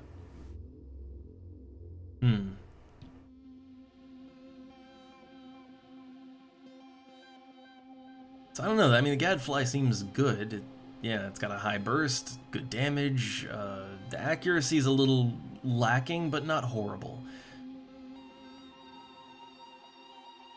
But then, I don't know, like, you look at the ramming module here, and it's like, oh yeah, really nice damage. obviously ammo's not really a problem. But yeah, you have to be right up against them in order to use this. Which might not be great. Might not be great. I'm also wondering if it might be a good idea. Like I know this I think this pretty much replaces a module slot, but I feel like psychic guidance for your weapons is really good. Like I feel like that's something you really want for certain situations, because you know if you just can't hit the enemy otherwise.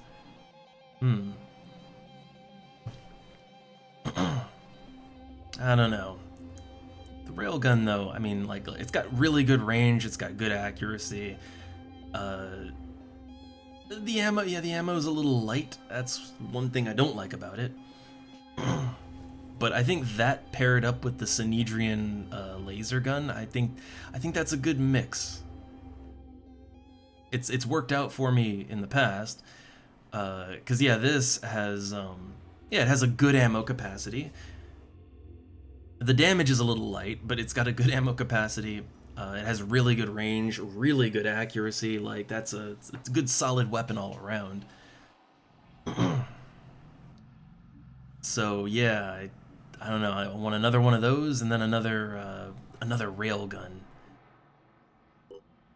And I know all the tech and materials that we had, it's going down the drain, but it's for a good cause. It's not all for nothing, all right? All right, so lots of plane stuff coming up. And then some stuff for our technician characters. All right, Manticore Prime is back at home base. They can also deal with this too. Oh no, Cat has woken up, and he does appear hungry. Oh, he's coming up on the desk. Oh, there is a big silver cat currently blocking my keyboard and mouse. I must pet him. He's just plopping down here. But I think he's trying to tell me that he is hungry and that it is time for his lunch. See, I'm not the only one that's starting to get hungry.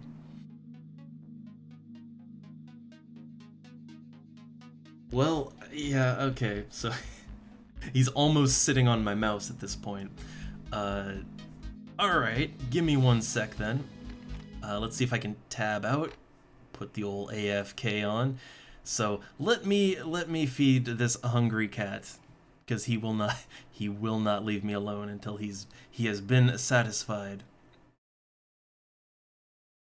Yeah, the petting isn't enough. He's looking at his food bowl. So, all right, 1 sec. I'll be right back, and then we'll figure out what we're gonna do. BRB.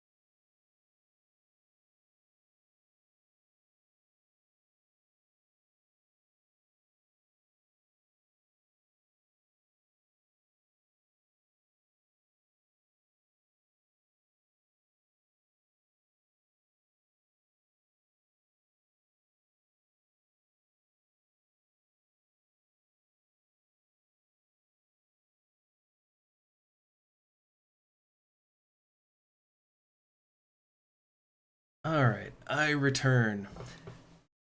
The other cat also came down and demanded food.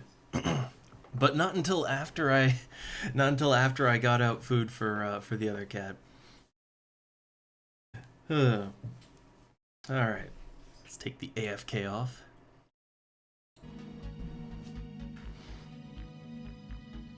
Okay, so we got more equipment for the planes coming. I do feel like, oh, we're putting a lot into our planes right now, but the behemoth is just, it's a pretty big threat. You know, that thing comes around and like it could just, yeah, it could just delete settlements. So you do kind of have to, you know, give it some attention, unfortunately. Can't just let it run amok. Alright, okay, oh, we have some people that need to level up, right? Willem Dafoe leveled. Let's handle that. Shred resistance. I gotta say, I love shred resistance. Like, it is kind of hard to quantify exactly how helpful it is, but I mean, yeah, it literally halves shred damage. That's really nice. You know, make your armor last. Alright, and then he's got 11 points and we have some Phoenix SP. Could get him hunkered down. But then again, I don't know. He doesn't need it.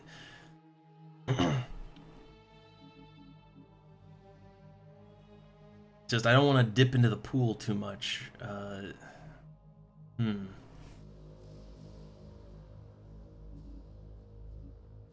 Then again, I do want to get his speed up, but too many things that are too awesome.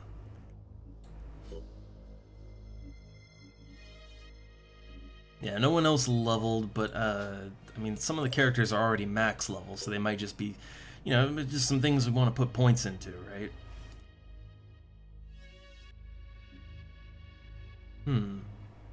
See, what's this one? Rapid clearance. After killing an enemy, next attack costs -2 AP. That's, see, stuff like that, I can totally see a good use for it. But not all the time. Oh, there's a cat trying to get up on my desk. Oh, no.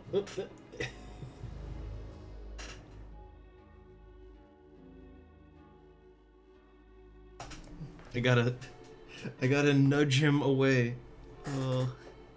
He's an adorable cat, but you know, I have some allergies to cats, so I don't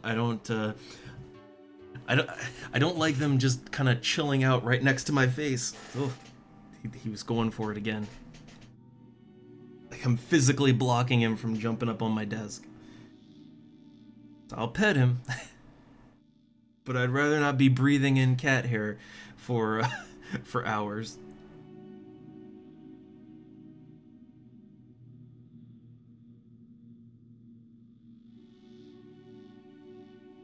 I'm trying to point him to the cushion behind me. Like, that's a good place. But also because he tends to really move around a lot, and I don't want him making a distraction on the desk. This cat. So I don't know, I might have to deal. Oh no, he was sneaky about it. He was sneaky about it.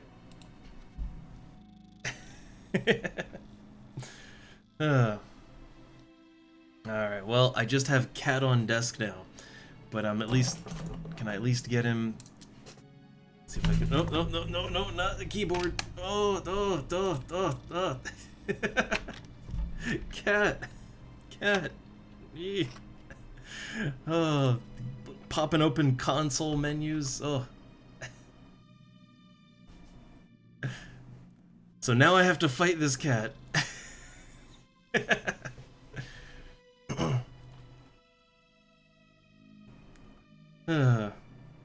But yeah, he has a tendency to he likes to walk on the keyboard, which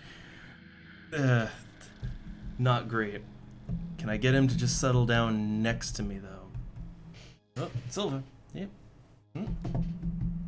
Like patting the desk sometimes. Get his attention. Oh, oh, oh, oh, oh. He really wants to walk on the keyboard. This is a problem. I think I might have to just like I might have to actually move him. Not the again allergies and also not the time. So 1 sec, gotta move cat. So quick BRB yet again. So 1 moment, cat stuff.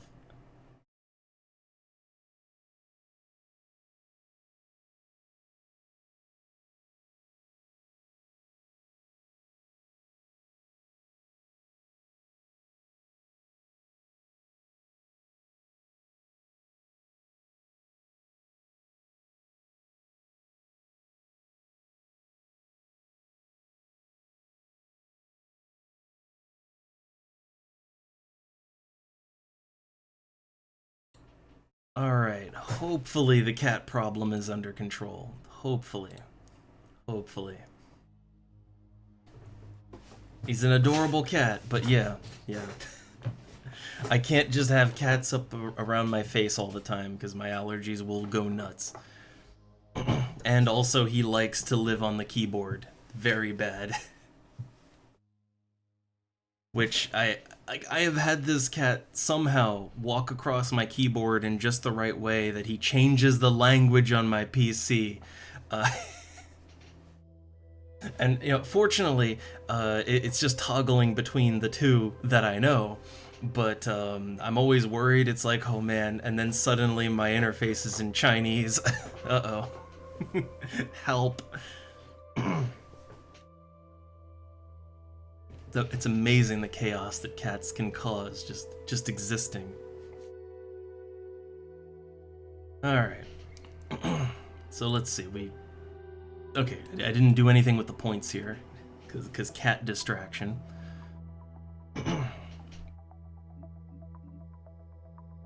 Alright, so this one, strength up, but perception down. I don't really want that, especially because return fire works better when you have high perception. So yeah, I'd rather keep perception on the up, not lower it down.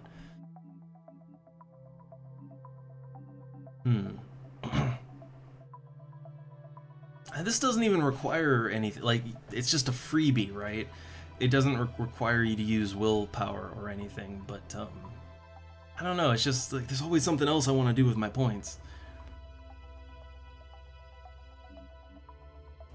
And we got Rage Burst, shoot 5 times across a wide arc with increased accuracy. The only thing about that is, like, I mean, doesn't the gun only shoot 4 bullets at a time? Like, I don't know. Or 3 or 4 shots at a time, but...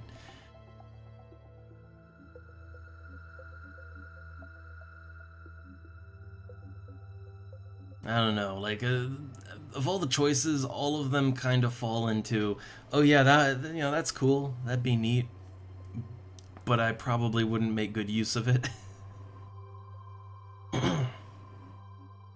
So yeah, I think maybe just stats. I think just getting stats higher is probably the way to go. And you can't go wrong with more strength. Can't go wrong with more hit points.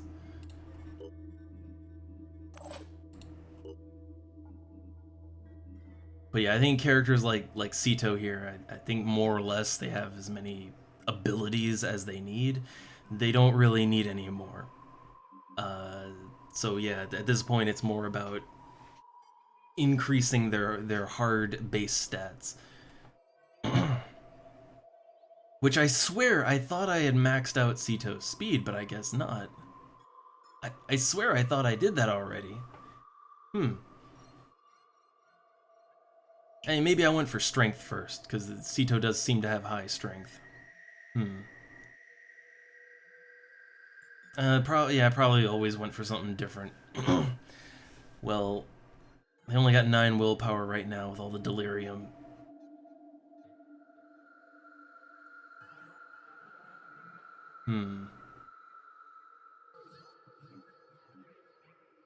But, I mean, it's stamina. Stamina is what's causing such a problem.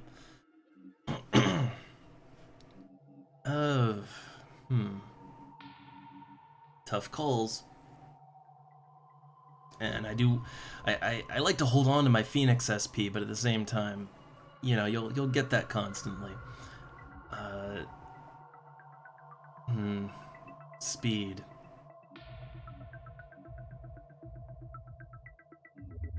But actually, I'd say there's a lot of things that a unit like this can do with willpower, so probably you want to have good willpower.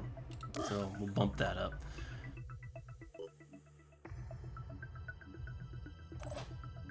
I mean, all these units really, they're going to need a little while to rest. I think all of them need to just hang back in base for a bit.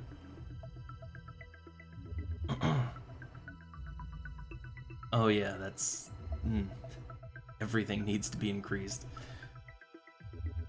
I think Citizen Eileen here, yeah, she's not the most mobile, so I think speed is what she needs to really pump up. And you wouldn't think a sniper would need speed all that much, but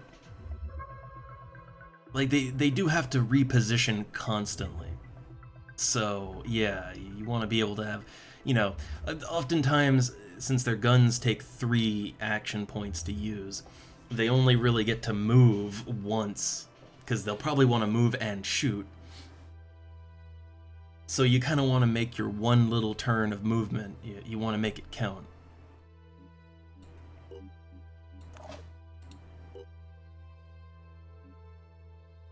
Alright, and Elaine could also use a speed bump, but I think right now they're both even, so... Our encumbrance is very, it's very high too. Might want to fix that.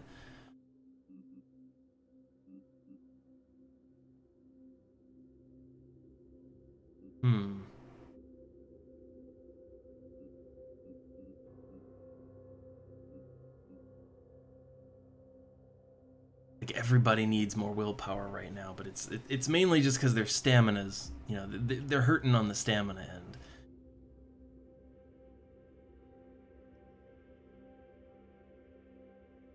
Everyone needs everything is the problem.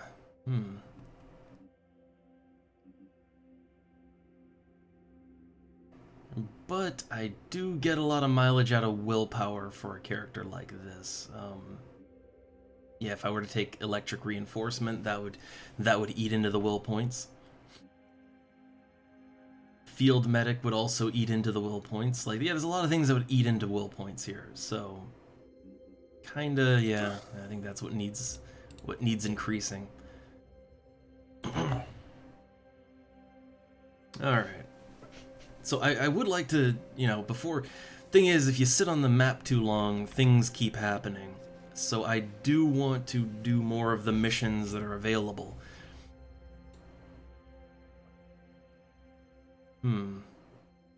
I can't even remember what this mission is. But we need to go to that infested haven. We need to do that. And that's one of those things I feel like probably want to do it. So let's see if we have enough people and equipment to swap out guys. So mainly, who needs swapping out here? So Willem Dafoe, Lambda, and Input, they all have okay stamina. Like, their stamina and health is okay. But yeah, that leaves the other half of the team. So there's 3 people that would need to be taken out of rotation. Do we even have 3 people that we could put in? We do. I hope they have equipment, but you know, we do have 3 people we could slot in, so. All right, let's take, yeah, let's take the most tired people out and see who we can replace them with. So, you know, we got 2 heavies and an assault now. And they're not perfect. They still have, you know, their health isn't full. Their stamina is not full, but they're acceptable. I can deal with this. So in base, we've got we got Chesty. We haven't used Chesty in a while, I don't think.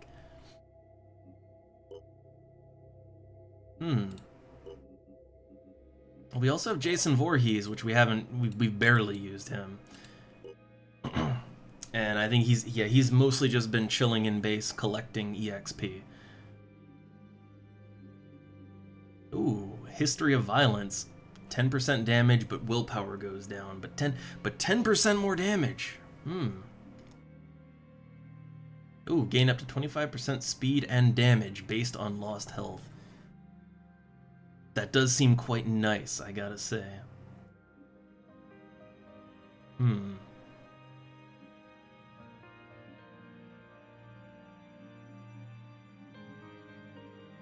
But it's based on lost health, so at the start of a mission, he's not gonna get anything out of that. But giving him more, like, just giving him more speed, that would have an immediately noticeable effect.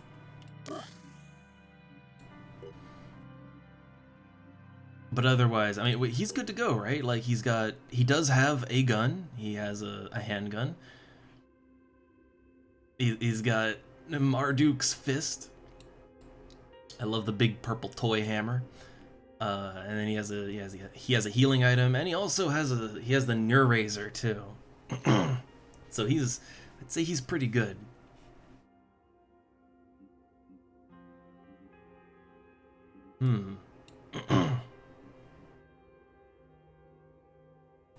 Though I think I'd kind of wanted to swap out his weapon with Chesty's weapon. I think that's the thing I wanted to do, just for theming purposes, right? Purely for theming purposes. Chesty looks pretty awesome here. I like it, but the hammer works too. And I think weapon-wise, they're about identical, right? 160 damage, 200 shock.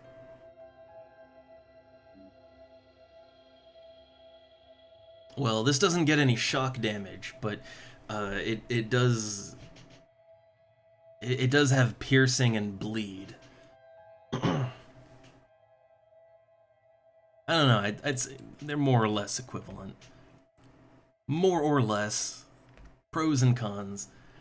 Also, yeah, there we go. I like to have the helmets off for everyone, also you can see how fucked up they get with the delirium. Because otherwise, you don't really see much anything. But okay, yeah, Chesty and Jason Voorhees, they're both good to go.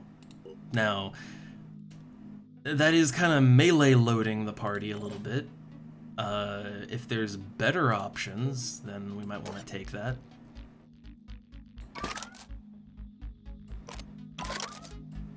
Oh my god, he's got a big dumb purple axe.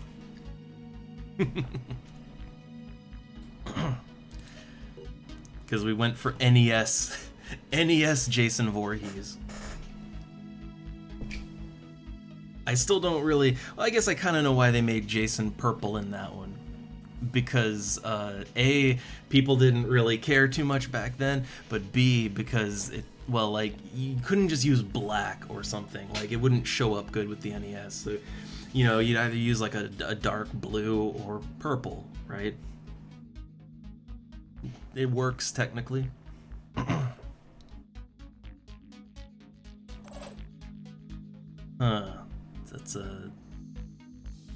That's a technician, right? I think. Another technician. We got a lot of technicians. We don't need more.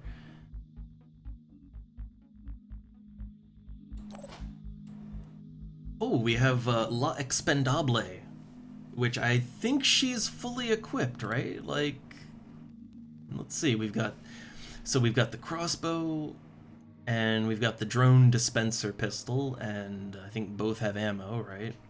Yeah. Then I'd say yeah, she's good to go. We'd want to get a med kit on there, but otherwise, yeah, good to go. Now the only thing is, so we got 2 heavies, 1 assault, 2 heavies, 1 assault, and then 2 melees and an infiltrator. I feel like we're a little I don't know, we're a little melee and close range heavy. Do we have any sniper, like, anything with range, really? I guess the infiltrator has range, but, like, more range. More range than that.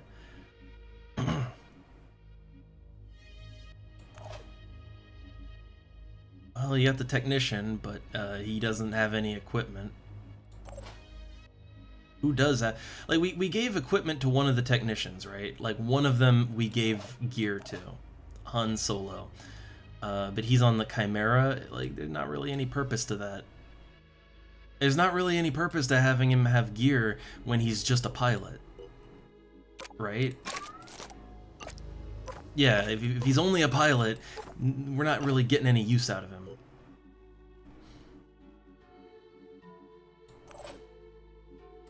Also, well, if we're gonna put a technician in, then I guess we don't need...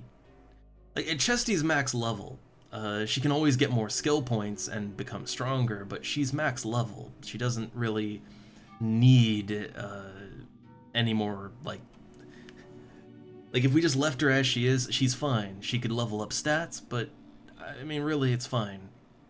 There's no more levels to be had. So let's take Chesty out. Again, I don't want to, like, if we're putting in Jason, and I wanted to, because he actually needs some proper EXP. He needs to get out there and do some combat, so he gets more SPs. Oh, right, yeah, we got Azul. He's fully tricked out and ready to go. And I think he's got the armor penetrating one, right? Well, it has a little armor penetration, but it's not the... Yeah, we didn't... I think we didn't make the guns that have the proper armor penetration. I don't think we got around to that. We need to. Oh man, they're not looking too good.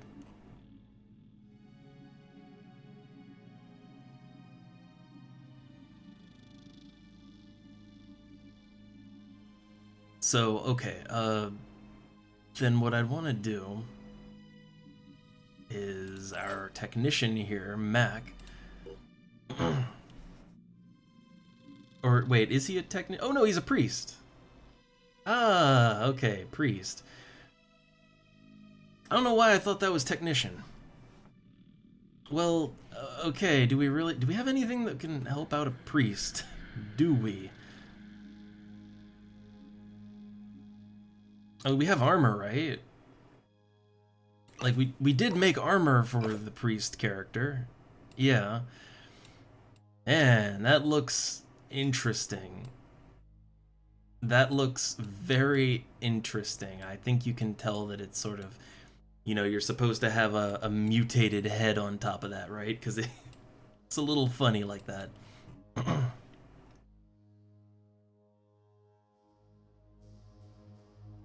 So this armor, it increases accuracy. So it increases accuracy and perception. And that's great. Accuracy, perception is great, but yeah, like you take a look at mind control and it costs 1 to 10 willpower. It's 1 to 10 willpower per turn to maintain.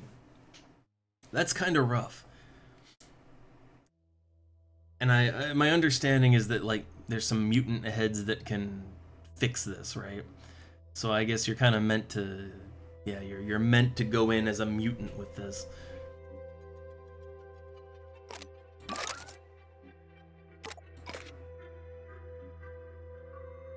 Need a little, yeah, I need spare ammo for that. So I could go in with this guy, but I think I think we're kind of waiting on the mutation stuff, right?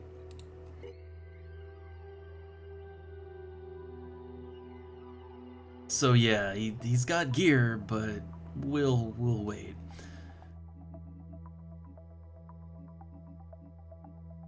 Okay, then alright, so then we don't have a technician here. Then I guess the only thing we have is we could put Chesty in, or we could put Azul in. Azul still needs to level up, so that's probably the better idea.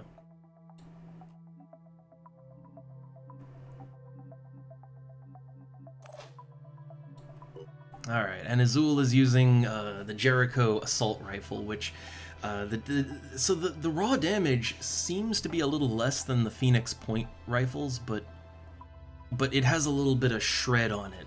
So like it's better for punching through armor. And I mean, most enemies at this point in the game have a decent amount of armor. Not all of them, but most of them are armored to some degree.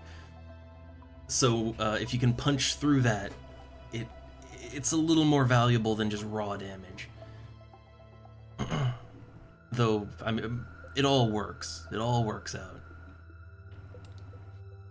Though I am going with the Jericho armor, and I just like the look of it.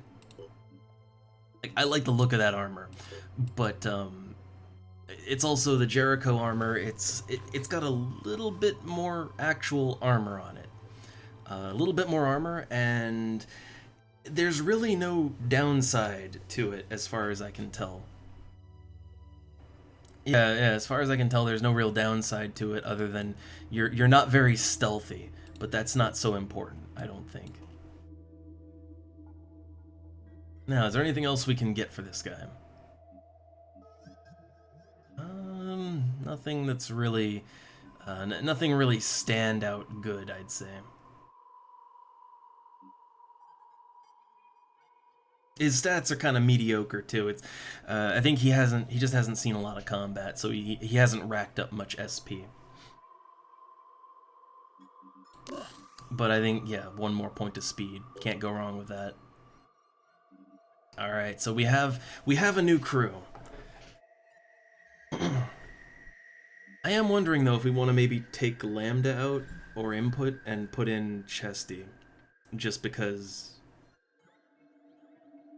Like the heavies, I mean the heavies aren't really, like they're not that bad off. But they don't, yeah, the heavies here, they, you know, they are a little bit hurt, so. But then again, I mean those heavy cannons, whew. It's some good shit. Oh wait, actually, here's a good question. Do we have anyone that can stun in this party? I guess Jason here has he's got his alternative weapon, the Neuraiser. So he's got that, technically.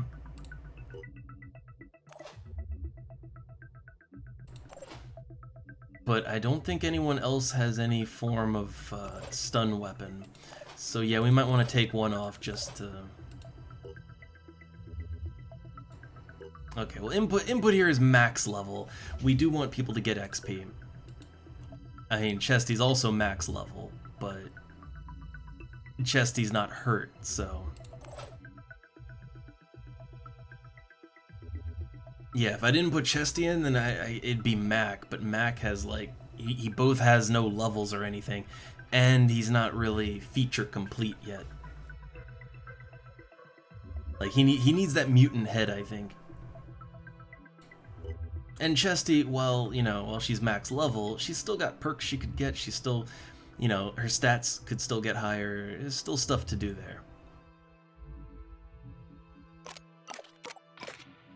Also, let's try and go for the stun, right?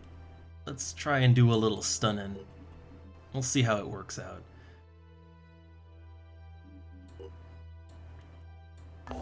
Okay, so Manticore Prime team is all ready to go.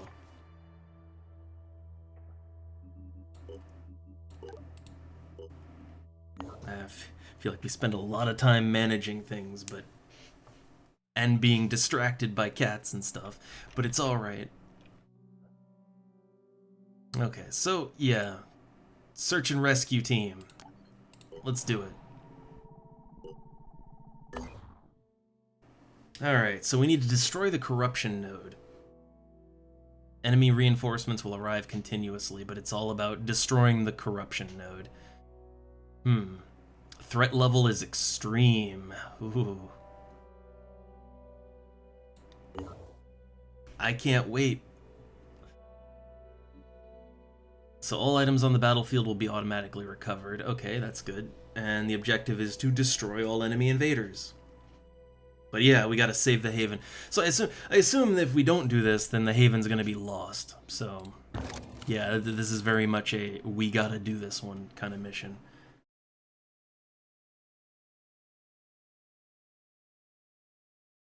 And I think this will be the first time that we actually put an infiltrator into play, right? I don't think I've used infiltrators yet.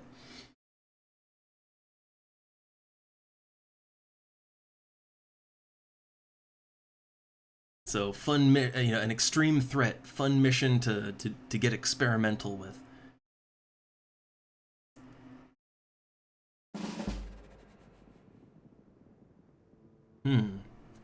Director, expendable reporting. Good old El Expendable. All right, I just love that expendable reporting. So they're at Arapka.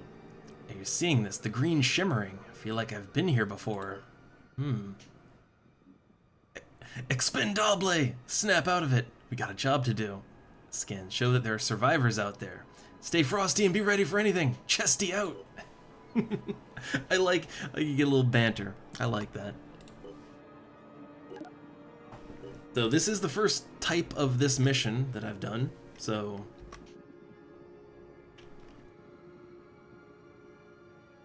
I mean, look, this is it's a disciple town. Like all this weird shit growing on the buildings. With the disciples, this might be normal. For all I know, that's just how it looks all the time. Alright, well, we clearly see there's an enemy over here. I hate not having a sniper on the team. Like, I think we really need to pick up another sniper, even if we have to, like, buy the sniper. But I think we need more snipers. Because like, the range they bring, oh, it's so good. But I've just been unlucky with recruits.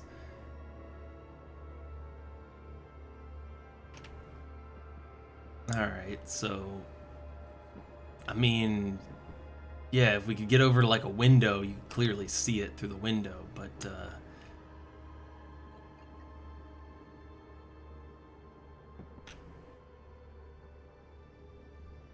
I mean, will we actually be able to shoot it is the question, and I don't know. Don't know about that. Ready.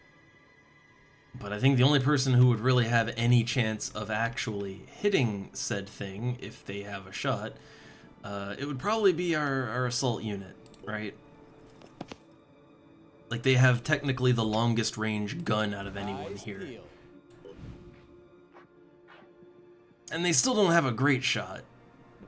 Yeah, that ain't a great shot or nothing.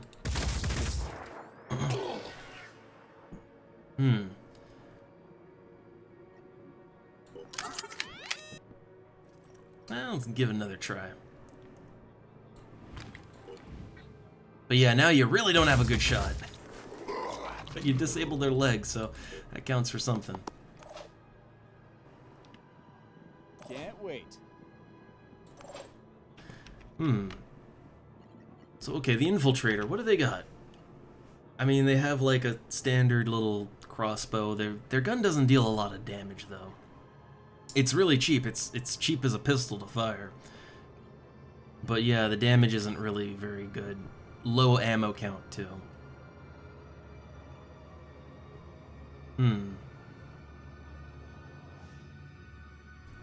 So we could deploy drones, but I don't know that I want to do that here. Vanish. So you move 5 tiles and you disappear. Which is cool. Like, they can re-enter stealth willingly. That is neat. You know, I'll give them that. Can we get a shot over here? We can.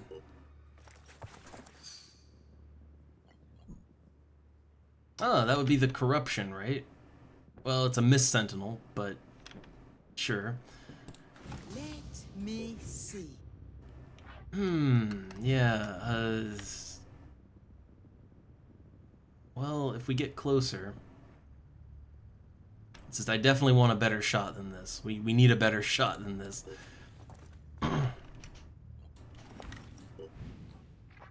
the accuracy's not horrible. Like, it's not great, but it's, you know, Let me see. could be a lot worse. That was Looking for an satisfying.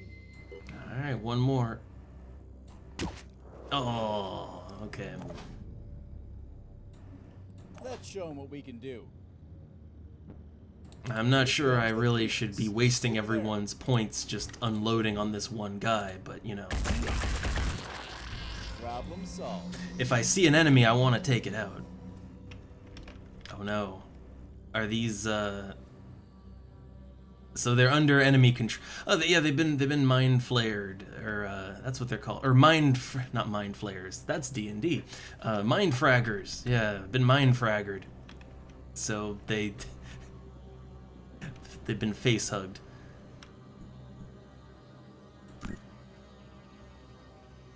So yeah, I assume that the Mist Sentinel is the source of the infestation, or at least close to it.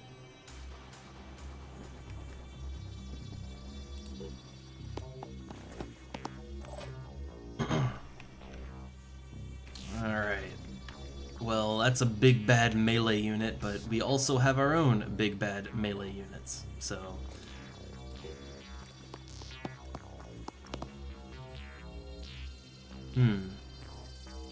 I don't think I can do a reaction shot with a... yeah, I was thinking like we could do some reaction or overwatching or something, but yeah, I don't think you can really do that with that type of weapon. Let's put the real gun back on. I was thinking maybe we'd want to stun something, but I think more likely is self-defense is what we want here.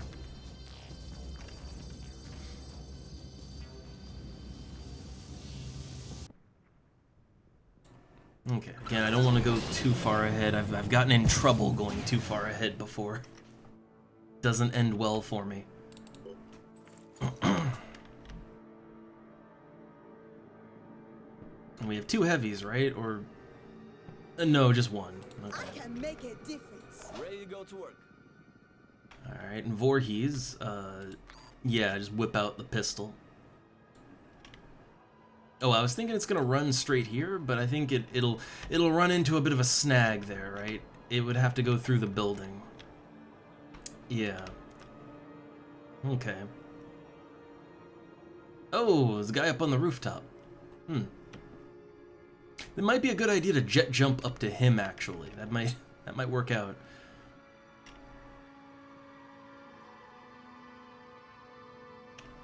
Okay, so yeah, we have guy on roof, but I think we kind of want to work our way over here. Yeah, that's probably for the best. But the enemy can't, like, they're not going to be able to go through that. That's a wall. So they're probably going to come this way. Nothing will get past me. Yeah, they're probably going to come in here. On the lookout. Well, let's see how this goes.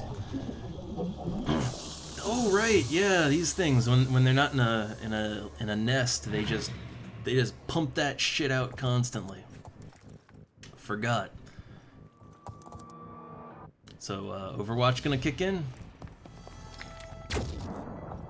at the worst time.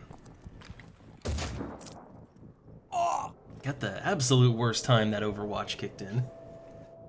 They waited until they got in position behind a wall and then shot at the wall. Like there was zero chance that was gonna hit anything. Okay, yeah, sirens can mind control. Gotcha. Oh, okay. He just vaulted on over. Or no, he was up there. Oh crap, they disabled the arm. I didn't know there was a guy on the roof. I wonder though, now they've been mind fraggered, right? I wonder if we can... like, if we shoot their head, I wonder if we can get that off of them. Okay, not too bad.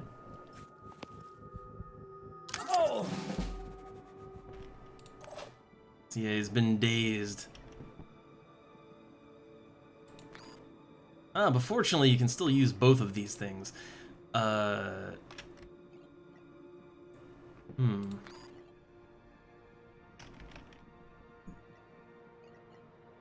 So generally, yeah, if you can kill the thing, but shot do it?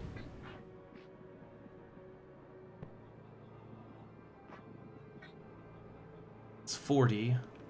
It's got 40 health. This does 60 damage, so that... Oh my god. So that should kill it. And now... Yeah, now he's friendly. Okay, cool. Yeah. Alright, now that we know that, yeah, we could totally just, like, pop the things off these guys' heads and, get them on our side. Preparing to fire. And yeah, since they're not my units, who cares if they get a little hurt, right? Who cares? Cost of doing business. Advancing. That's a kill. But yeah, there we go, like, perfect. And then they can see the siren from there, I think.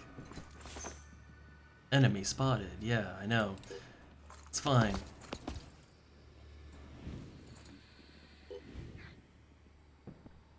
Might be able to hit it in the head. Maybe.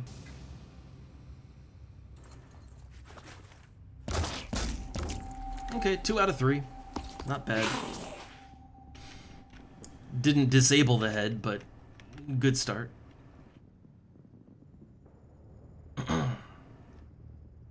Okay, so yeah, these guys, like, yeah, they've been freed, so they're all right for now. What's our move? Let's try and also shoot this guy in the head. Moving.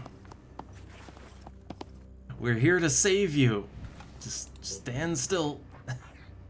Yeah, this one's gonna hurt. Like, I'm sorry, but this is gonna hurt. Okay, couldn't quite get it. If we could get a good shot, I think Chesty might be able to knock the thing off the other guy's head. Identifying target. Not quite. And, oh, thanks. Oh, Glacier. The way that's spelled, I don't know. Strange things happen when I try to pronounce. I think more Glacier.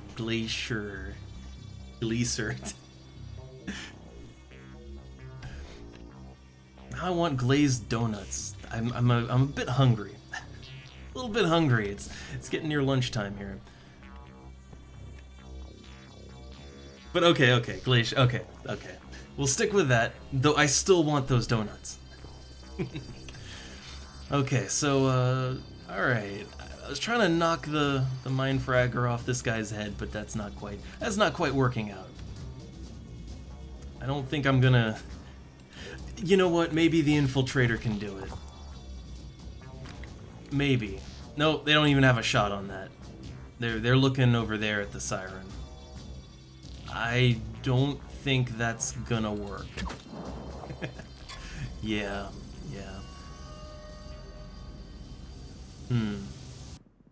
At this point, I'm considering just throwing a grenade on that guy, because technically that would solve his problems.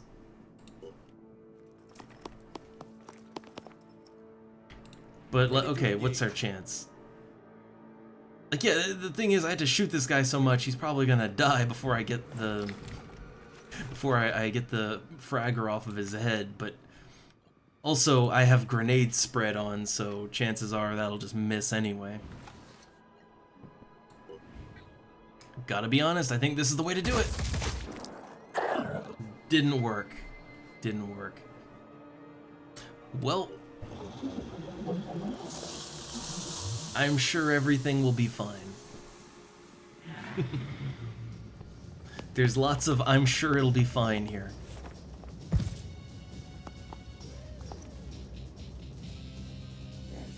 Oh man.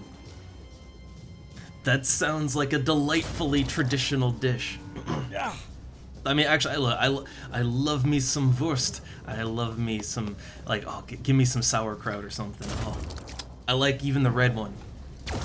Though normal sauerkraut's a little better to me. But I love that stuff, but the wife doesn't. So, yeah. We don't really, you know, we don't stock those too often. But hell, I just eat sauerkraut with anything. Like, that's my vegetable for the meal. Oh no, they got Chesty under mind control. And, oh man, Chesty hits hard. So, gotta fix that. Ooh, now what's up? Why we all of a sudden got orange circles around everything? What's going on with that?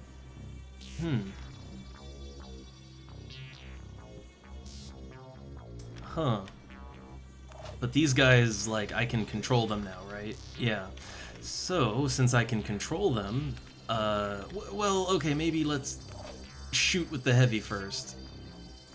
Because, you know, don't want to murder him if he's just standing in the way.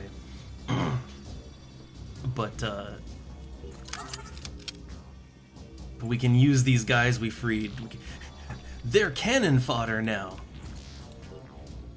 It really wants me to hit this guy. And I get it, he's just right there, I see. But we want to kill the mind controller, right? And let's go for the best chance to hit. Great. Great. Try that one again. Honestly, maybe I should just go for the other one. This guy doesn't really seem to be able to hit anything, so this might be the safer shot, right?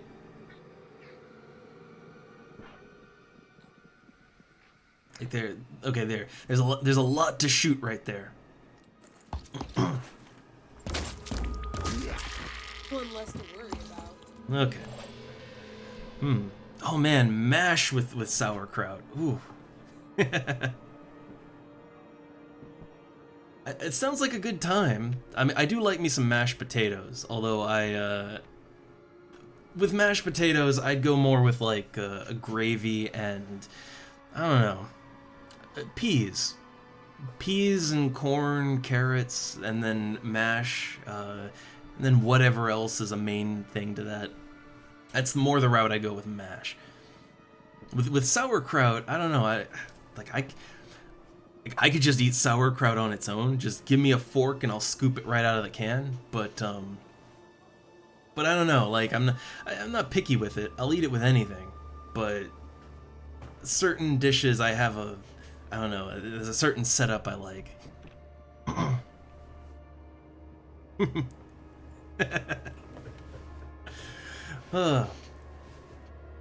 And yeah.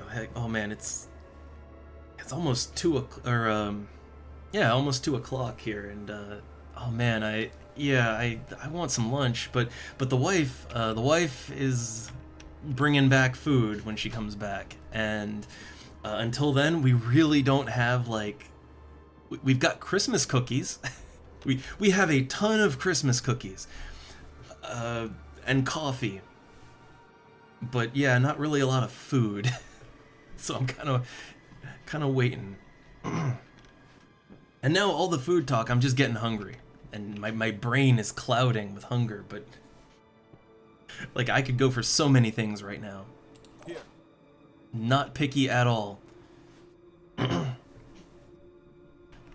yeah, the funny thing is though, is that despite, you know, the wife being the German, like she doesn't like sauerkraut.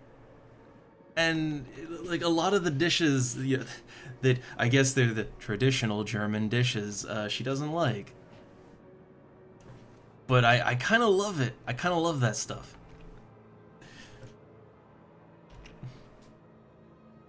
And maybe the problem is that I make my traditional American trash food. I make it too good, so she likes that better. I make some mean oven potato wedges, all right?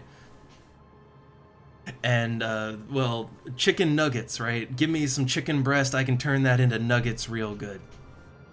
Or, although I prefer chicken schnitzel now. Honestly, that's the better way to take it, if you ask me. But the wife loves the chicken nuggets. Like, that stuff is great, but I like, you know, a little diversity in my food. Alright, so, okay, I don't want to, like, Chesty over here is, you know, turned evil for the moment, but we'll figure that out. Don't want to kill Chesty. What's the plan? Got a berserker under my control. And I guess, okay, he could go after the siren. I don't know how much he's gonna accomplish, but... Oh, apparently he's got mutant legs. Yeah, he's got like the rhino legs. Huh.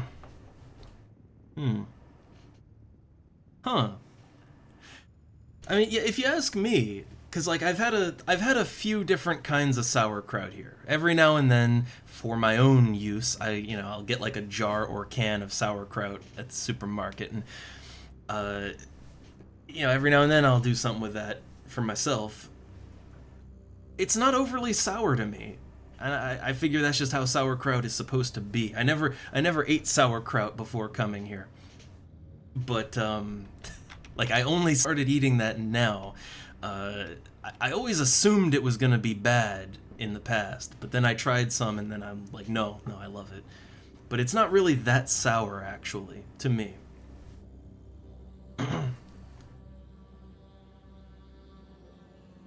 Though also, like, look, I will commit the blasphemy, and I love sauerkraut on hot dogs.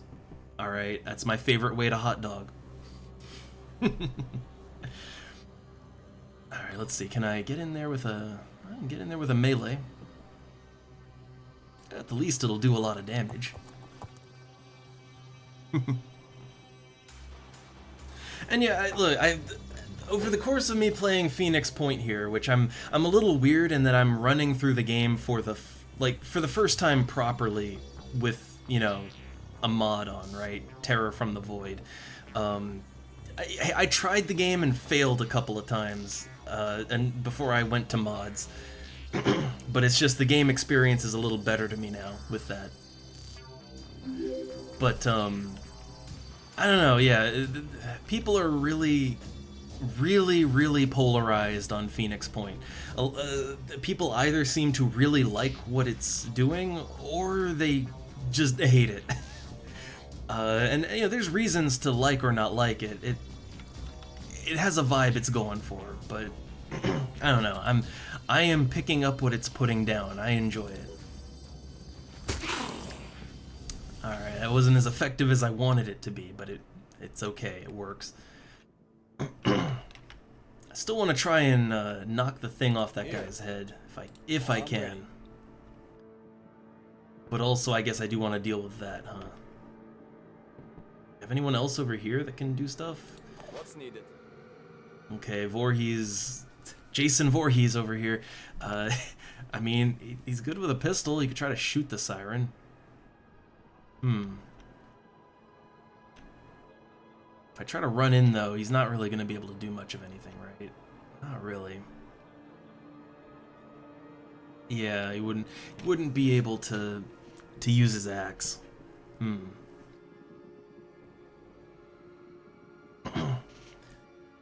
But, I don't know, on Phoenix Point, I'll say this. I do really like it. I'd say... Here's the thing. I like the modern XCOM games for customization. I think they do, like, you know, character customization pretty good for a strategy game, right? Does it pretty nice. Like, you can really get into just aesthetically making neat characters to your liking in that. Especially XCOM 2. And, you know, there's fun stuff there. I do like XCOM a lot. I like all the there's no bad XCOM games. But, I tend to prefer the older XCOM games for gameplay. And then mod the hell out of it, right? Such good overhauls for the old school games. But, yeah, I don't know, like Phoenix Point, I like it. I wish there was a little more, like, I wish character customization was a little better so you can make your guys look more unique. That's one area where I wish it had a bigger modding scene, because that would help out. And then the other thing is that I don't know, there is a lot going on and there is a lot of content, but I feel like there's, I don't know, there could be even more. I don't know. My biggest problem with Phoenix Point really is just that the modding scene never kicked off for it. So there's not, if you want more, there's not much more to be had. You know, as far as problems go, yeah, you could do worse. Also, I just moved Voorhees here, and I just realized that he's very injured. Man. Well, I made a mistake there. Can I at least get him behind the wall? Yeah, I made a little mistake on that one.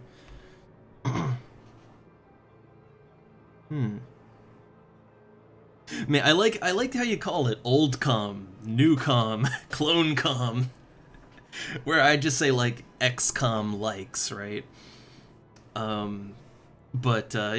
I don't know, like even like I have played some really off-brand XCOM like games, and you know, you can scrape the bottom of the barrel, but even then they're still usually fun. It's a fun gameplay formula. It works. So even when it's done badly, it's still fun.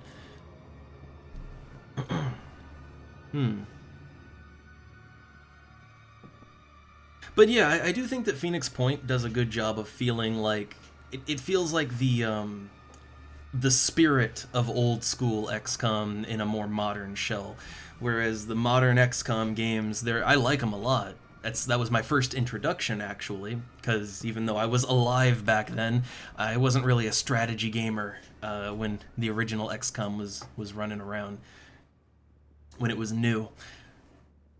But you know, the new ones are fun, but they're just not very like on the tactical geoscape level, there's not really a lot going on. I like the battlescape part's fun, but it's just a lot of that complexity was lost, you know?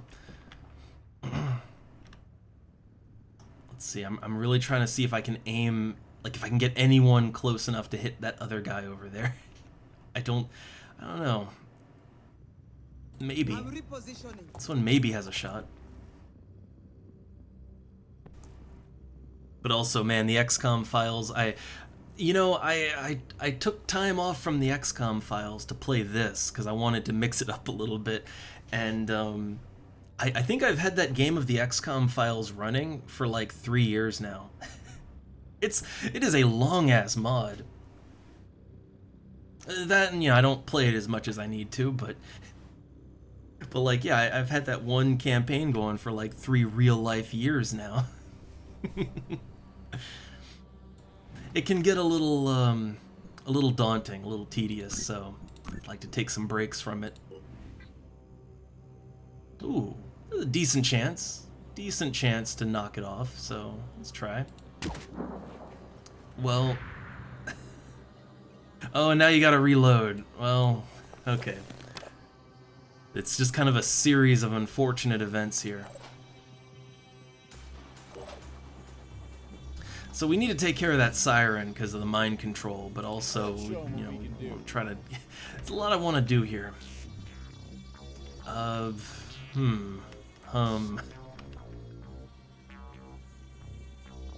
do feel like I don't know, we might be able to... Someone might be able to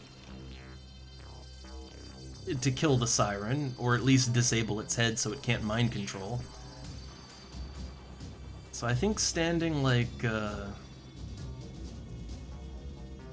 think standing right here gives the best chance. Oh my god, yeah. Long.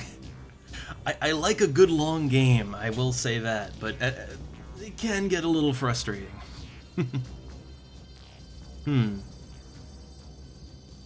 Oh my god, all these tactical games.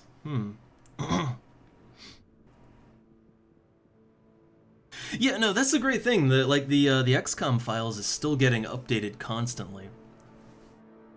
That's actually one of the problems, is I keep updating it, and then there's more shit to do, right? And that's why the game never ends.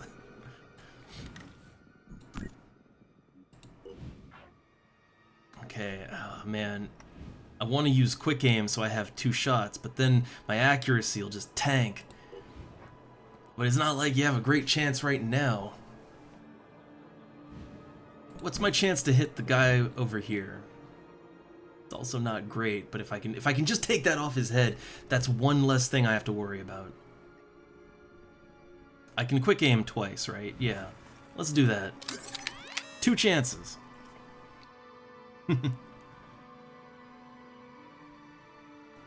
Yeah, X-Pirates is one of those things where, like, I'm tempted to check it out, but I'm not sure I could stream that.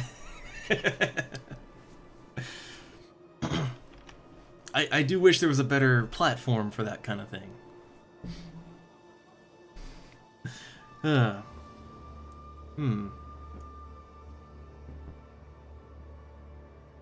Alright, so let's see. Ready to engage. What's my... No, not that one. I think going for this guy, though, is the best option. Either killing him or getting the thing off of his head. Let's see if I can do either one. Okay, nice. He's under our control. Great. Great. We still have the problem that Chesty over here is under mind control, though.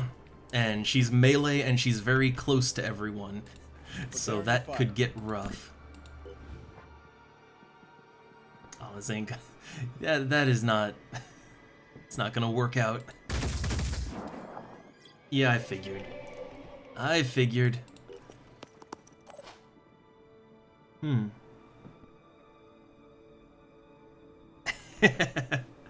Huh. Okay, so there is like a more safe for work submod to it, which maybe that. To me, X-Pirates just kind of feels a little... Like, here's the thing, I like the XCOM files because it more or less feels like it could fit into the game normally, lore-wise. I mean, okay, look, the ghost shit is pushing it, but other than that, most of it feels like it could just fit into the game normally, and I like that. But X-Pirates is kind of... I don't know, X-Pirates feels like a huge departure from, you know, the canonical lore of XCOM.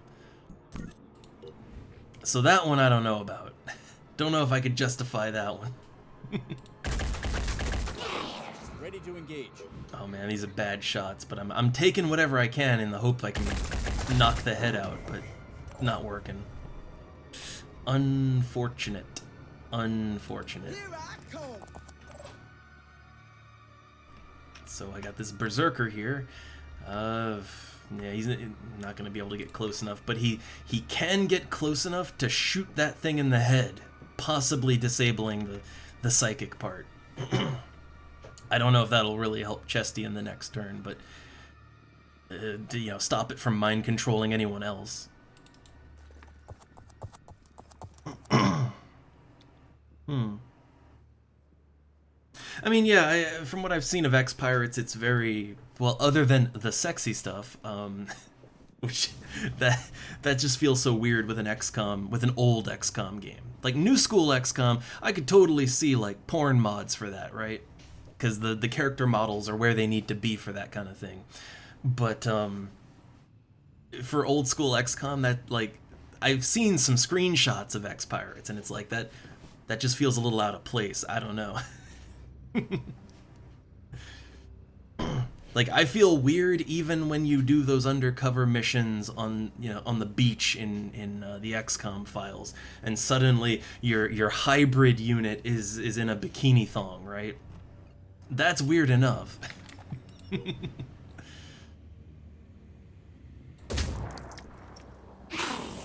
Okay, head disabled. I hope that will work out for me. Moving. I sure hope.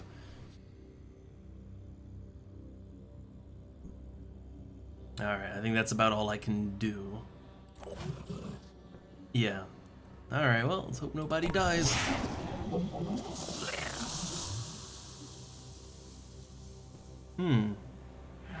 Ah, I have not seen that one. I will admit, Terror from the Deep is kind of, I don't know. I just didn't like that one very much. I think it's purely aesthetic is the thing. Like, I think gameplay-wise, Terror from the Deep is fine, but I didn't really like the aquatic theme of it. I'm not a big fan of water levels either, so that's kind of part of my problem. Also, oh man, we're getting fucked up. Oh. I was kind of hoping they go more for the guys we rescued, you know?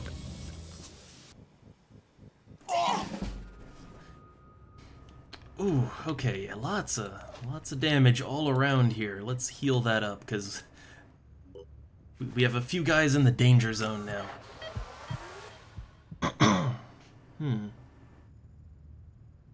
Huh.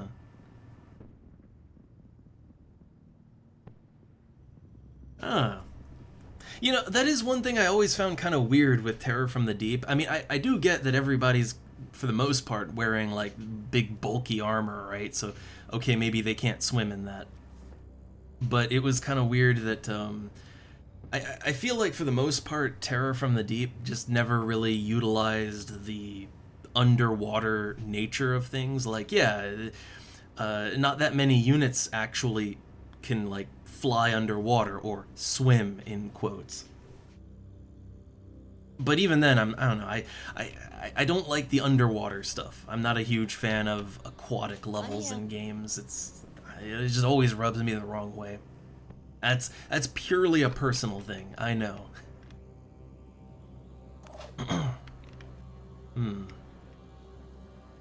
Wonder.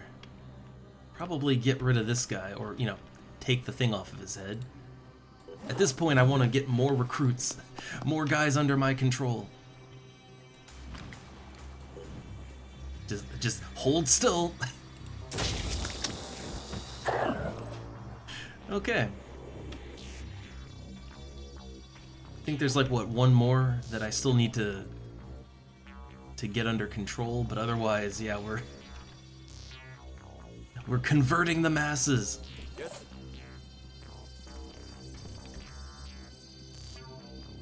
Alright, where did, okay, here we go. So this one, yes, heal now. And I think, unfortunately, their arm's been damaged, so they can't really do much of anything since their arm's hurt. That's not great.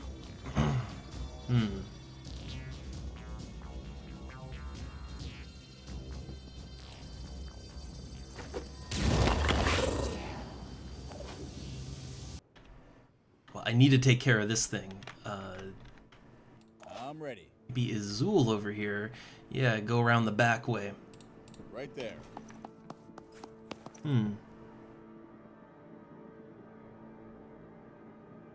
Huh. Yeah, I kind of, like, here's the thing. When I played through the original XCOM and then Terror from the Deep, and I tried to play Apocalypse. Apocalypse is the one game, I don't think it's bad, I can't handle it. I don't know what it is, but something about that game, I couldn't really get a good feel for it. But when I did play through Terror from the Deep, yeah, I pretty much played it immediately after beating UFO Defense, and it felt like a reskin, honestly. It felt like a reskin, you know, like a mod, basically. And I know that's like, I know there are people who absolutely love Terror from the Deep, and they love it more than UFO Defense, and I get it, and the gameplay is fine. But it's just, yeah, I don't know. It didn't do it for me. But I love UFO Defense. Honestly, that's probably my favorite XCOM game all around, out of all of them. It just, I don't know, it hits just right for me in tone. Alright, Siren down. Well, one of them. There's two in play now. Also, I guess I do have to find the source of the infestation. I assume it's this thing, but I mean, maybe it's in the building? I don't know. I assume it's the thing spreading mist everywhere. So, we'll have to kind of work our way over here then.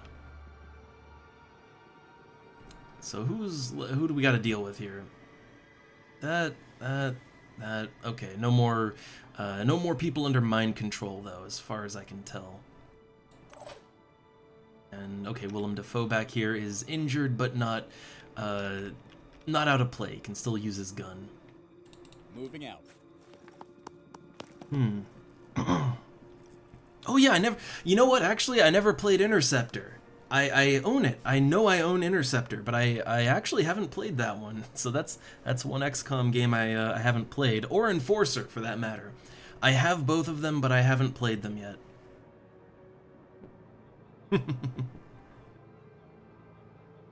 And I don't know. So, you know, maybe if I play those, I might have to amend my statement that there are no bad XCOM games. But I don't know, when I look at Enforcer or Interceptor, to me those don't, like, I wouldn't really call those mainline XCOM games, right? Like, I don't consider those main XCOMs. Those are weird spin-offs that kind of do their own thing. You know, they're not standard XCOM, right? They're non-standard XCOM. So I think they don't count when I'm looking at XCOM games and XCOM likes as well. But yeah, I don't know. I would like to at some point go back and try to play Apocalypse. Yes. It's hard to even describe why I didn't like it. But it's just I couldn't get a handle on the gameplay. I didn't like how the game looked either. And I know it's all old school games with pixels, right? But like I like how the old XCOM games look. They have a very pleasing aesthetic style to them. But Apocalypse just looked ugly to me. And the gameplay was a mess, and I just couldn't understand it. I don't know if that's just me or not, right? Maybe that's just me being bad or not getting it, but yeah, Apocalypse, I couldn't. Maybe in the future I'll give it another shot sometime. Bonk. All right, still got this guy back here too, but I'm not too worried about him as long as I can keep out of his sight. But I think we need to take down this big thing that is spewing fog everywhere.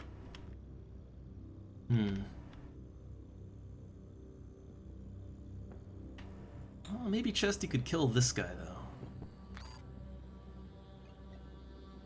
If we could dash over there, maybe. Yeah, Chesty's got good willpower, so Keep going. maybe a dash and a move, and maybe she can get right up on him. Then again, how much HP's this guy got? Might be able to pistol him to death. If I had a better angle.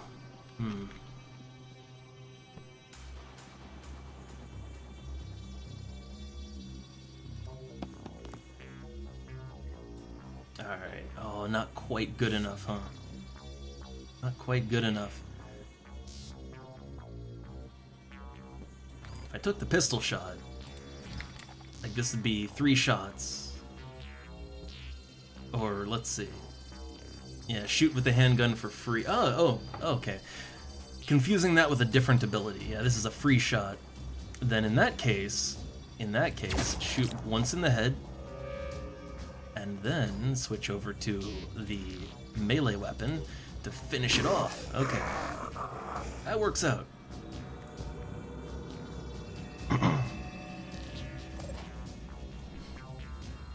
Yeah, I do kind of remember that. Yeah, Apocalypse was, it was like real time. I forget if it was real time with pause as an option or not. I forget. It's been years. But I think that's probably what threw me off, is that it was kind of real time, and like So here's the thing. I know a lot of people who don't like turn-based games, and they just can't play games like this, or any turn-based RPG either, for that matter. And that's like my favorite kind of RPG. But, like, I know a lot of people would think, man, if XCOM was in real time, then I'd love it. It'd be like a normal strategy, like an RTS game or whatever. But honestly, imagine trying to play this, right? And just everything is real time and happening all at once. Like, it would be you wouldn't really be able to do anything. Like, the AI, of course, would be fine, right? The AI would just wreck you, but, you know, you'd be trying to, like, individually manage everyone, and they'd just be getting murdered, right? Either that, or you'd have to have the game change so that units could act independently without instruction. But at that point it's a completely different genre of game, you know? Like, yeah, at that point it is just an RTS game, and you're just throwing units into the grinder. You know, that's not quite what XCOM is. So I think that's kind of the issue.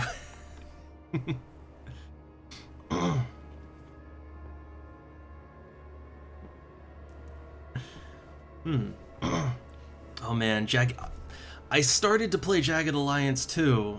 But then I got distracted.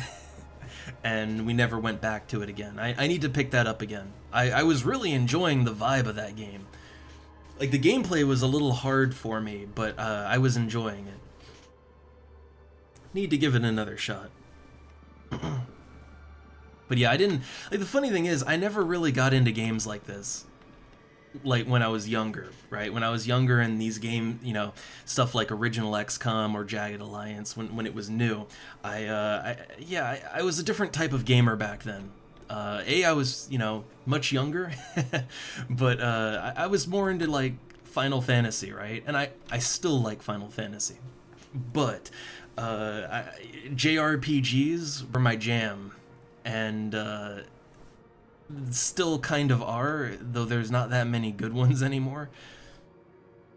But yeah, games of this type of genre kind of flew completely by me. But now that I'm getting into them, I'm really getting into them. I find they're kind of my favorite. This is one of my favorite types of games. Like, I still like a good RPG or whatever, but, like, this is right up there with me. All right, so I'm trying to think, like, okay, I guess I need to get over here. So it's that siren, but I guess really just I need to get everyone as close as I can.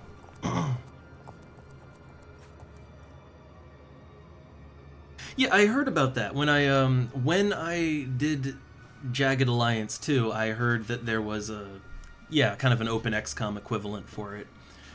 I'm usually all about doing a game vanilla the first time through, if I can, but you know, the quality of life improvements and all of that, I'll take it. Alright, so I'm just seeing if any of these guys have, okay, I can move them, and I want to move them. I want to get more guys up close. They might get mind controlled, but that's okay. I want to stop this thing from spewing out mist everywhere.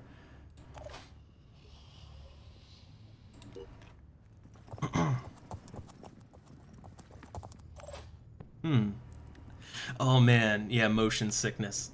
You know, that's the thing. I don't have full-on motion sickness, but I do get motion sick. I notice that when I play a lot of games that are more fast-paced, like Mount and Blade, right? Mount and Blade 2, I really like that game. Funny enough, I like it more for the out-of-combat stuff, the simulation/roleplay part of it. But the combat can be fun too. But I noticed something when playing Mount and Blade 2, and that was that, like, the way aiming in that game works, where, you know, you want to swing your weapon in a certain direction, you have to physically point your camera in that direction, and, like, it can get really disorienting when you're like on horseback going at full speed and you have to like swivel your camera around to swing your weapon from left to right or whatever. And like I noticed very quickly I was like I felt bad. My eyes hurt and I was getting motion sick. I like that game a lot, but the combat tends to make me motion sick. And I've noticed that more and more as I'm getting older. So, yeah, I used to play, like, hey, I do like arcade games too, right? And I used to play those more, but yeah, now they kind of make my eyes hurt a little bit too much. So I don't do that as much as I used to. Funny how stuff like that can affect what kinds of games you like, you know, or what kind of games you play, you know?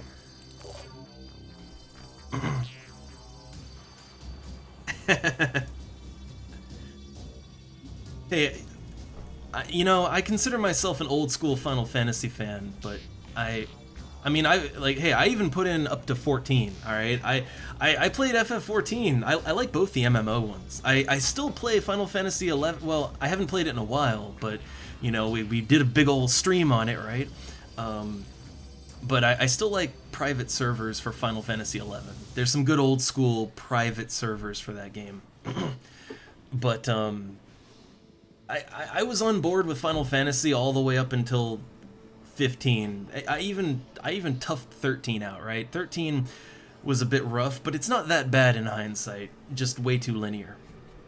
But 15, I tried to play 15, man. I tried. I really wanted to like it, but I just didn't. And I've had this realization even while I was playing FF14, and that is that there is a very hard line between old school and new school Final Fantasy fans, and I'm an old school. I don't really like the direction the franchise has gone in, so I tend to stick to the older Final Fantasies these days. And yes, Mystic Quest, God, I loved that game when I was a kid. The music is awesome. There is some awesome boss tracks in that game. Hell, I want to go back and play that game again sometime. I know it's not real Final Fantasy, but it's real in my heart. Alright, let's see what the enemy's gonna do. Oh, right. Yeah, they could just do that. I forgot. Let's see who gets mind-controlled and or killed. Psychic Scream. I'm not even sure that did anything. Oh, they got... Oh no. They got face-hugged. And I think Chesty's gonna get slapped a bunch here.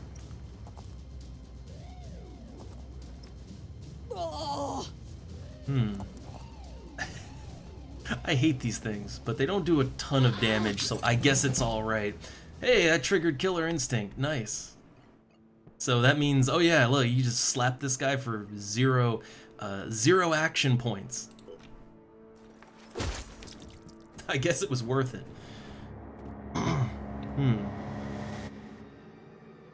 Ooh, nice. Man, I've always wanted an arcade, like, kind of like to have like a cabinet, like a, you know, even if it's just whatever is inside, right? Could be very simple, but just a physical cabinet. I've always wanted one of those. That said, I have nowhere to put it. Like, we do not have anywhere to put something like that.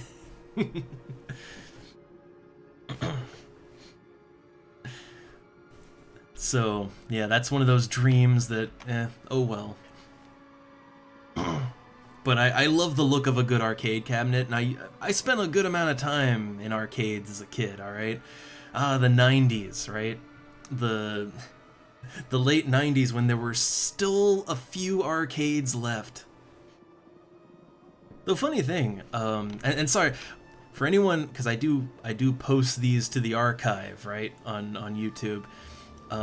Sorry to anyone watching in the future. We're having a bit of banter. It happens. That's how we roll here. So we're going a little slow. But I was just thinking, you know, I've seen a couple arcades here. like there's a few, not that it's still rare, but like I've seen a few arcades here in Germany, and that makes me smile. That makes me smile. It's better than the zero arcades where I come from. So, like, those kind of went the way of the dinosaur. So I like seeing them in the wild now. And yeah, like for $399, I mean, 400. Honestly, like, that's not too much for something you really want. For me, it's more physically having space for that would be, yeah, there's, like, I have to put it in the kitchen, I don't know, it's like, and yeah, I don't think that would work out too good. So, no cabinet for me. Though it would be kind of awesome to, like, make dinner and then just boom, you got the arcade machine right next to the stove, but I don't think that would quite mesh with the overall aesthetic of the house. All right, let's see. Okay, things aren't too hectic here, although we do have to. I'm here. Let's just get that off of his head. I think I can do that. Could also murder him with the hammer, but no, let's try to save him. Man, aiming like this so close is I think I'm actually too close. Let's see if the AI has better luck aiming. Okay. I tried to aim and it didn't work out for me. Yeah, there you go. Yeah, dinner and some bubble bobble.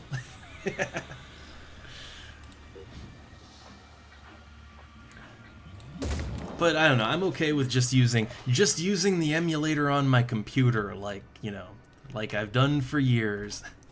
I'm okay with that. I do have a decent catalog of MAME arcade games on the old PC emulator, so that's fine. As long as I can play all the Metal Slugs, I'm okay.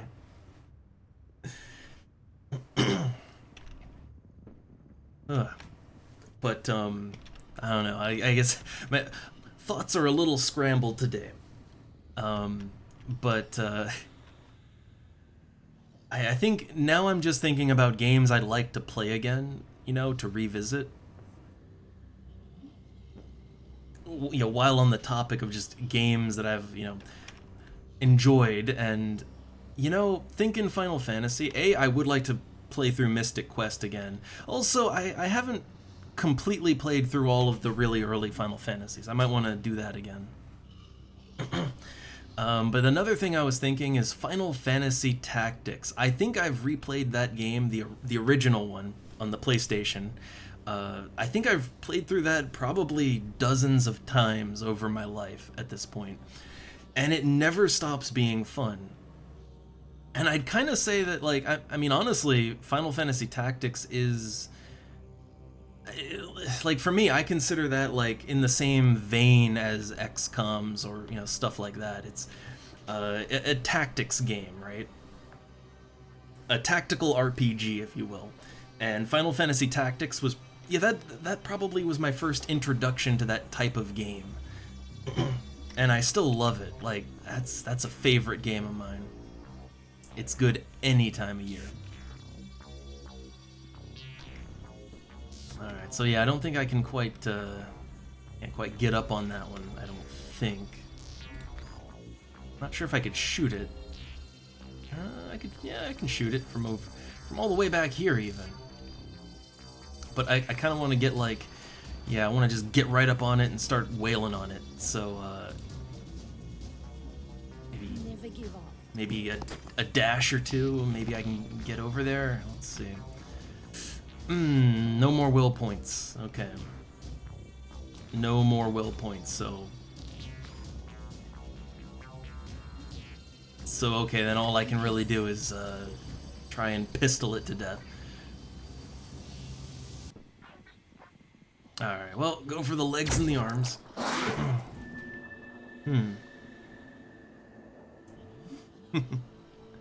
Oh man, I haven't played that many Commodore 64 games. I think the only game I've really put a lot of time in on the Commodore 64 is for Beyond Forbidden Forest. That's a weird game. And it's stupidly hard too. I kind of love it. But I haven't really done much with the Commodore 64.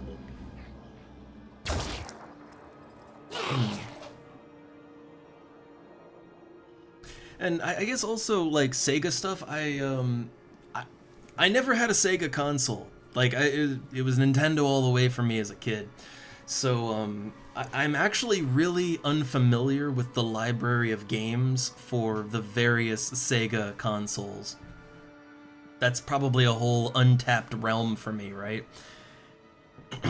Like I don't think I've really played. I have the means now to play some Sega games, but I just haven't, because I'm not really sure where to begin for my tastes. You know, I don't really want to play Sonic.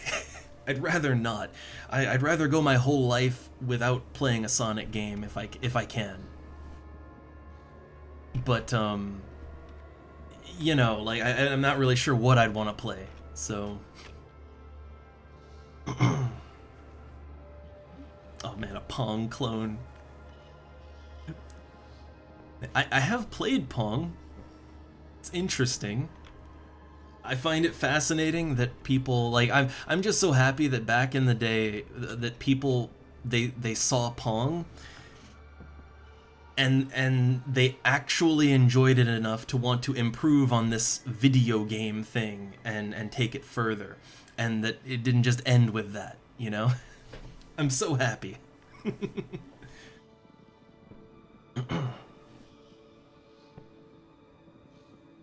Because I could totally see that having gone in the other direction, where people, like, they saw Pong and they're like, well, what is this? Why would I waste time with this? And then video games never happened.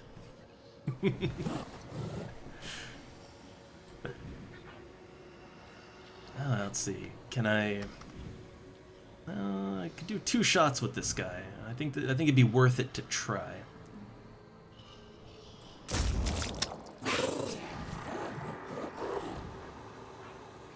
Yeah, I'm going for those leg shots too.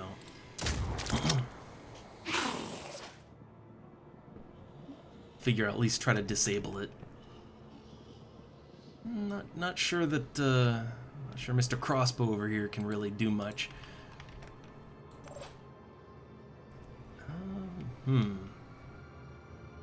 Oh yeah, and there's definitely someone over there, right?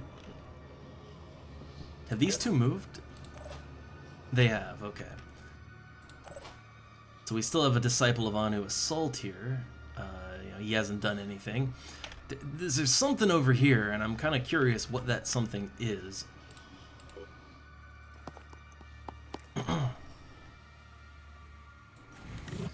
But we do want to get rid of this guy, so... Alright, tail disabled. I guess the Shining Force games, I've heard good things, so I guess that'd be a place to start. World of Illusion. I had to look that one up. I haven't heard of that one. So I'll have to look some of these names up, but and find a good time. I find that now, while I have my preferences, I definitely have to be in the mood to play a game. Like I gotta be in the right mood for playing a specific thing. If I'm not in the right mood, then it just doesn't really happen, you know? Or I won't really get into it and enjoy it, and you can get a bad first impression if you go into a game and you're not quite really in the mood for that sort of thing at the moment, you know?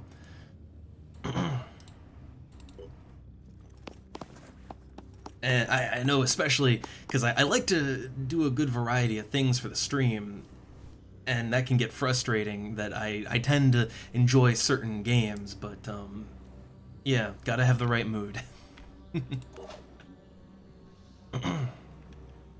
Alright, I feel like maybe the crossbow can do something, but Willem Dafoe over here, he's got a shot. Ready to engage. Alright, tail's already been disabled, so this one still has its head. So it might, yeah. So it's a screaming head. I haven't really noticed it do anything with that. Sirens don't, I don't know, I haven't really noticed them do much of anything. Except, well, they're really good at murdering you with those arms, but that's about it. Tempted to go for the arm shot, but I want my hits to land. So we'll go about here.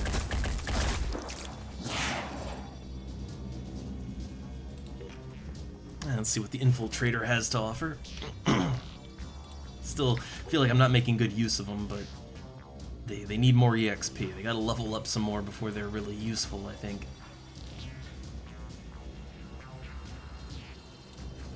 Oh yeah, just torso shots. Attempting to acquire target. And they're still alive, just hanging Channel on. open.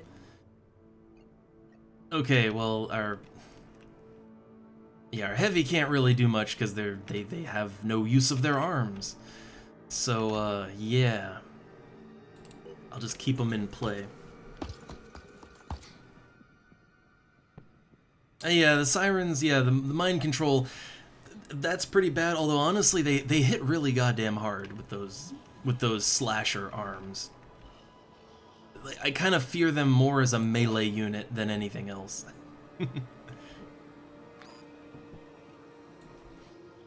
Alright, Voorhees is way back here. I need to get him closer. I gotta get him in on the action over here. Does he have a good shot? Oh no, no he does not. Get closer is the answer. Time for the push. Alright, so I'm hoping maybe he can kill this with his pistol. Maybe. Okay, that's got a good chance of hitting. I say as I miss immediately. Alright, use some willpower and gun kata.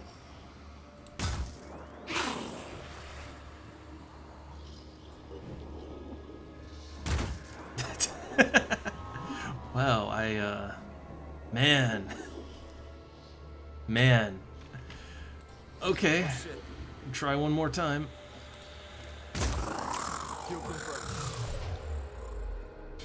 Alright. All the big threats are down. Something's over there, I don't know what it is, but other than that, I guess I just have to kill this, right? I think the Mist Sentinel's what I'm looking for, but maybe there's something else here. We'll see. So I think that's all the, yeah.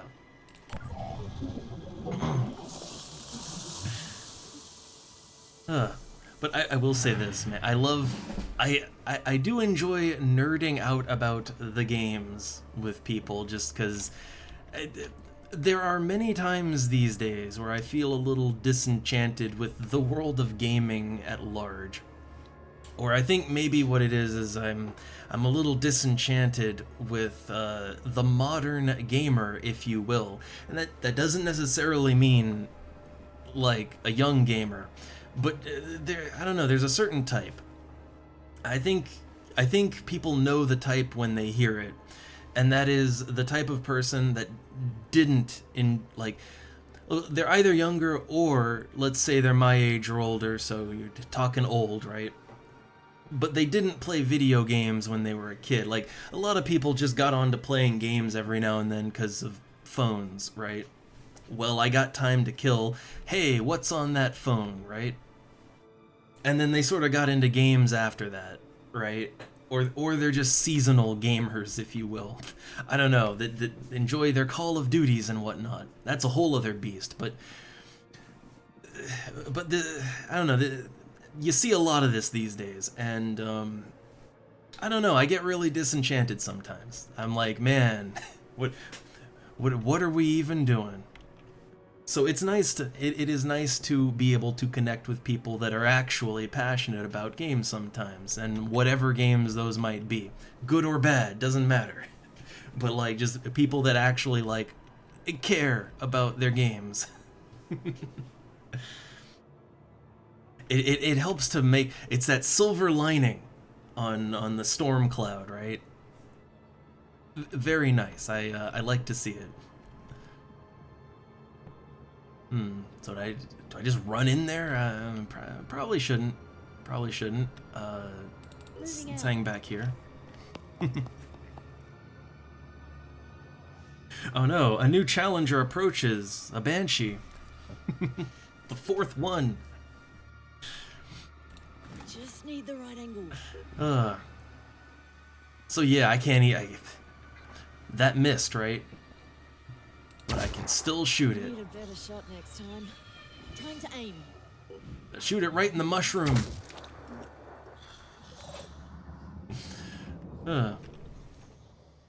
Look, to me, I don't think you can get any creepier than any sort of monster that is shaped like a mushroom, even vaguely.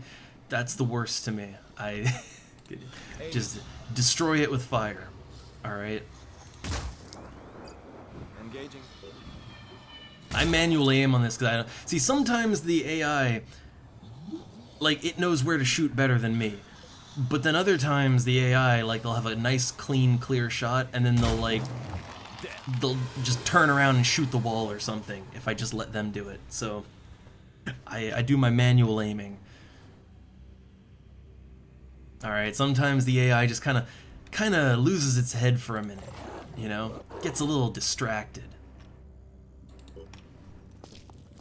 All right, so what do we got? That's an egg. So I take it that was not the thing, right? That wasn't the source, I don't think. I take it we're about to see the source in a second. Oh, fireworms. Yeah, no, none of that. All right, so I take it whatever we gotta do is probably in this building, right? In that case, send the expendables in. Moving. Oh yeah, okay, there it is, the corruption node. I think I've seen one of these before, but the game's gonna give me some handy tips, so that's nice. Alright, so the neural core that managed to telepathically overwhelm the entire haven. So it does not resemble anything that we've previously encountered. Alright. So it's an unnatural structure devoid of any human features. Yeah, extreme caution. Aggressive offensive seems to be the best course of action. Aggressive offensive, you say? That is my style. I mean, first off, let's probably take out all the little things around here, but You like that? Aiming. I was kind of hoping this do a little more damage, Success. but that's okay. I'm here. So yeah, I guess let's get close, but not too close, right? I assume it's gonna do some crazy shit when we get close. I assume. Aiming. So yeah, for now we'll just try to like get the expendable guys in here, and then have mine kind of tail along behind. But hey, the game says extreme offensive, right? So let's set that up. All right, let's set up an extreme offensive. With all these melee guys, I assume they'll be able to, you know, On the move. I assume they will be able to take out the target very quickly once they get close enough to do so. But they gotta get close enough.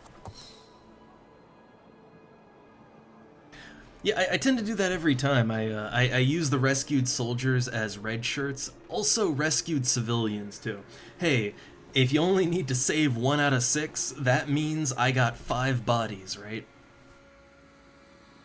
So I do tend to use all the rescued guys as just complete cannon fodder. I feel like maybe the game doesn't quite punish you enough for doing that. Like, I mean, I don't know how it would, but like, you know, in XCOM, right, you'd be punished for, say, well, let's say hypothetically that you had to rescue civilians, and hypothetically, let's say that you might mind control said civilian and then have him just run straight forward, waving his hands, shouting, shoot me, I'm right here, please kill me now. Hypothetically, that might be a problem in XCOM. If someone were to do that, I don't know who would, but yeah, you get punished for civilian deaths a lot in that. Phoenix Point doesn't really seem to care too much. As long as someone is alive at the end, it doesn't seem to matter too much, which is, I mean, I'm cool with that. I'm perfectly cool with that.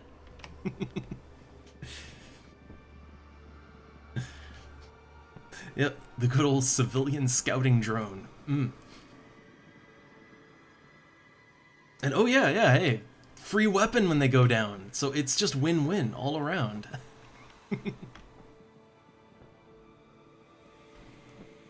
Alright, so yeah, I don't know what exactly this thing's gonna do, but I'm just, yeah, I'm just gonna put my guys in close, but not too close, and yeah, I guess next turn we'll just try and bum rush the node over there, and just try to kill it in one turn, I guess. What's our plan?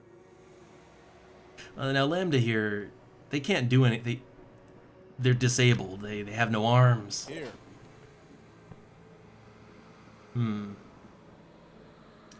Willem here, he could move up quite a bit. I don't want to go in front of these guys though. I want to stay behind them. Oh, also sudden cat.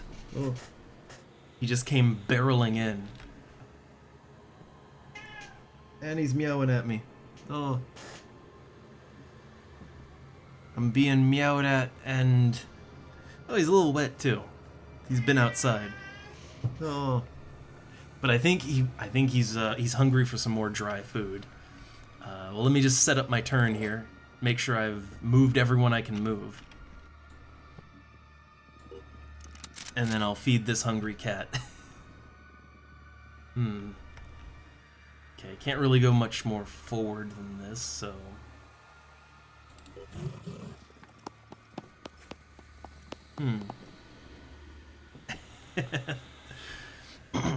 Well, I think that's like the beauty of XCOM and any game like it, is you've got your plans, right? It's our move. And then there's what actually happens. And there tends to be a very large divergence between those two things.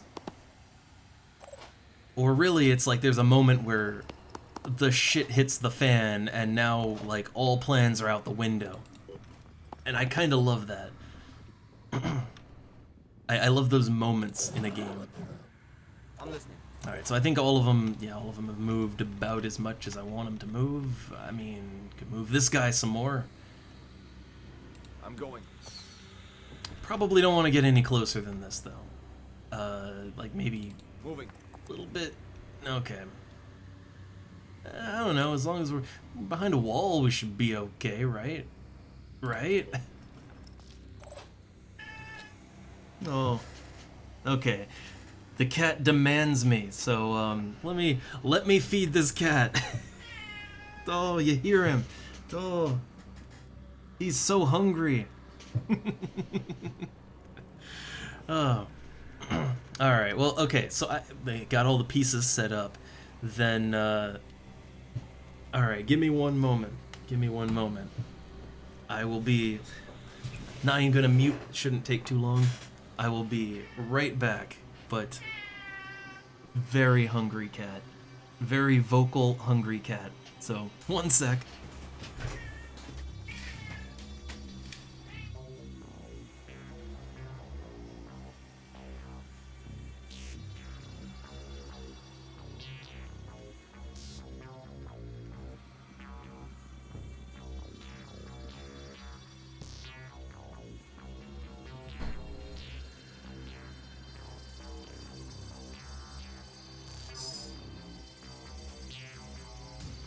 Alright. And I'm back. Cat has been fed. Getting comfy again.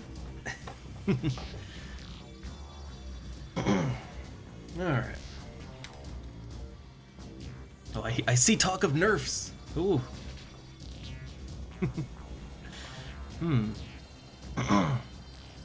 Huh. Yeah, so I will say, like, talking about getting recruits from havens, like, I will say, the game says that you can get, like, recruits from the friendly NPCs in maps sometimes, but it's happened maybe once for me so far. Like, maybe, I think one time, maybe two, but, like, it's very, very rare. I don't think I don't know, so far, I don't think the game really, like, I don't think it's too against the player. But, like, overall, I'm enjoying the flow of the game with Terror from the Void. But, I have noticed that, yeah, like, there's a lot of things that go against you. More so than things that go in your direction. But I don't know, that's kind of par for the course for an XCOM like, right? So I'm down for it. All right, well, let's see what this thing's got. What's it gonna do? Oh, it's one of those. It's one of those things that just wakes all the eggs up at the same time. Oh boy.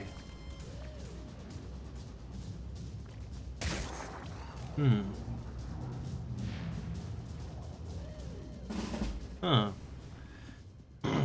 Yeah, again, like, I did put quite a few hours into the game before playing modded, but, you know, I didn't get terribly deep into the game. However, I don't know, like, I did notice that when I played the game vanilla, like, yeah, there were some overpowered things. I feel like there still are, but maybe not as many. Like, I still think that a really tricked out sniper is pretty amazing. Also, oh, the cat's trying to get up on my desk again. I'm trying to block him. I think he's gonna manage to get on my desk no matter what. It's just, you know, I love cats. Yeah, here he is. Let me see if I can at least not get him on the keyboard. Oh. This big silver cat just looking at me with big round eyes.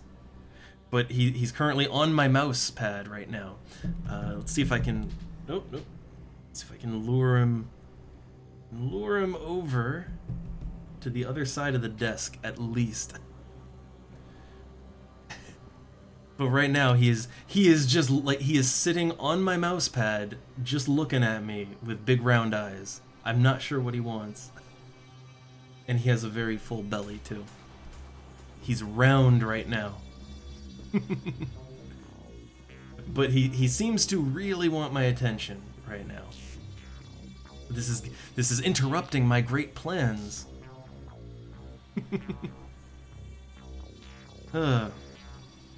Yeah.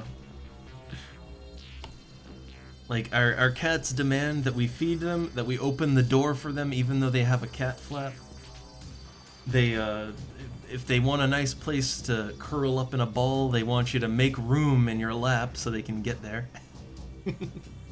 But I do love them. Though I wish he'd at least, like,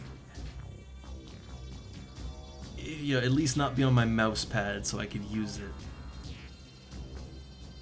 He has a tendency to also walk across the keyboard too, which, you know, that can be not great. Like, he has changed the language on my PC before just by walking across the keyboard.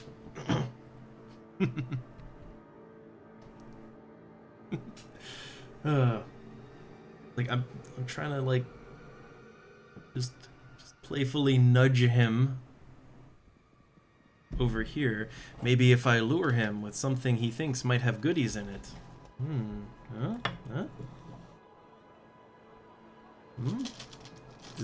This bag of dice might have cat treats in it. He is not fooled by me shaking a bag of dice. That is not cat treats. Damn.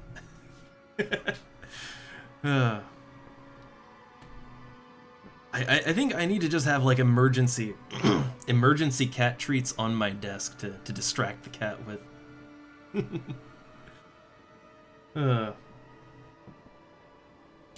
Let's see. Okay, I think I get it. I think he wants me, like, I do think he wants some treats though. It's been a while. So, alright. The cat wins this round.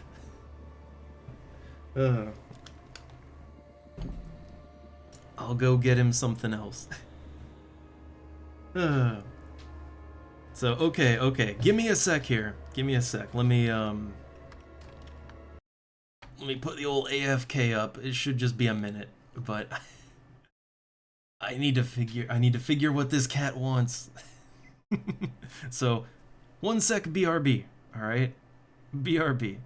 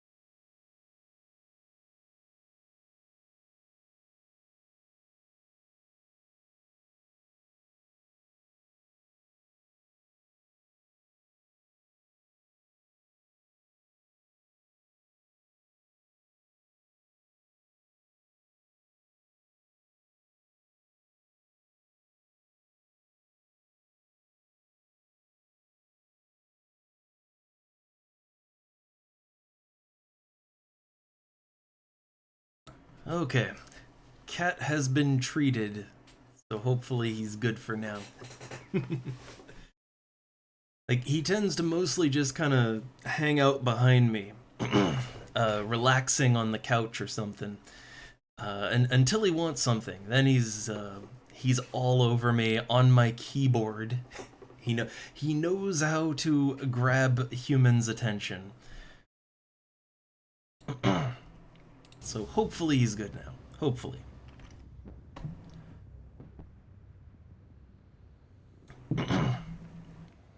And I mean, sometimes cats do just want attention. The way ours tend to do that is they want to get in your lap. Or your shoulder. Our cats weirdly, especially this big silver cat here, he likes to just like crawl up in your arms and then kind of like rest over your shoulder like he's hugging onto you like a baby or something.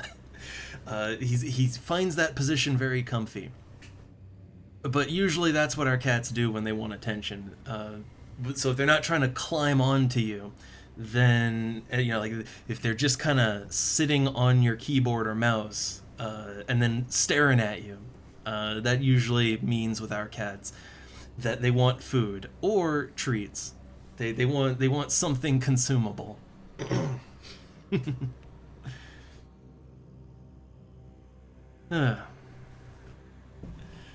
So yeah, I need a good like cat snack on the desk to use for emergencies. Like, we have cat treats, but they're like liquid snacks because that's what our cats really like. But that's a little messy to have around the desk. No real good place to give them that at the desk. But like a stick, right? Like a cat stick. Oh, I could just throw that out, and that's an immediate distraction right there. So we'll have to get some more. Alright, so, okay, we gotta take that down, and I guess overwhelming offensive is the way. Just in case, let's do a little battle save. But yeah, I assume that, just get in there and fuck them up, right? That's the game plan. So, alright, I assume melee will still be relatively effective, I assume. Is detected. And hey, we have these wonderful melee units that are completely expendable. maybe we'll still want to shoot in, so like give it a little yeah, there we go, stand to the side. Is that actually gonna do no damage? Oh no, I see. I was looking, so okay, from here, like my camera was like this, right? And so I thought, oh, that's its health bar. Why isn't it moving? No, that's the enemy behind it. So it'll do damage, but not much, I think. Okay, what are the parts of this thing? So you have the corruption node bot. It's just one big thing. It doesn't have parts. Okay. Yeah, so it looks like you just gotta take it out. Man, I like the look of that. It's disgusting. I love it. Alright, punch it.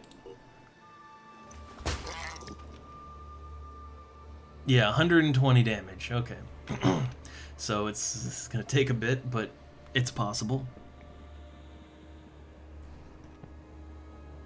And yeah, I'm totally just meat shielding with these guys. Like, that's your job now. Although also, I might want to use some of them to clean out the, you know, a bunch of worms and stuff spawned. I might want to use a few to get rid of those.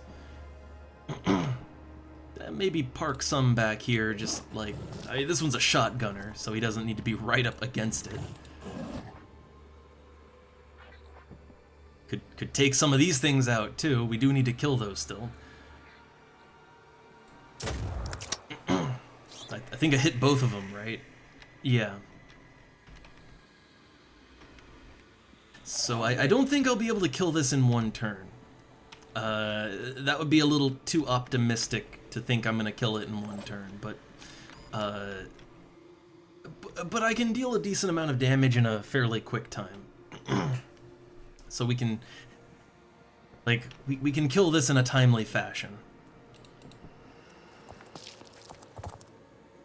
No. Yeah, I want to get him closer, but not really gonna be, And now I'm just at a bad angle to hit the things behind it, too.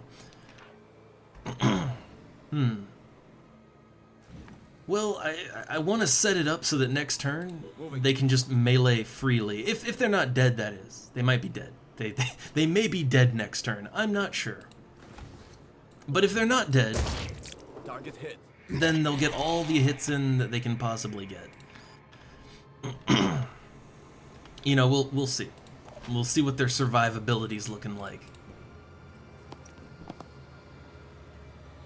Okay, can't really see anything from there.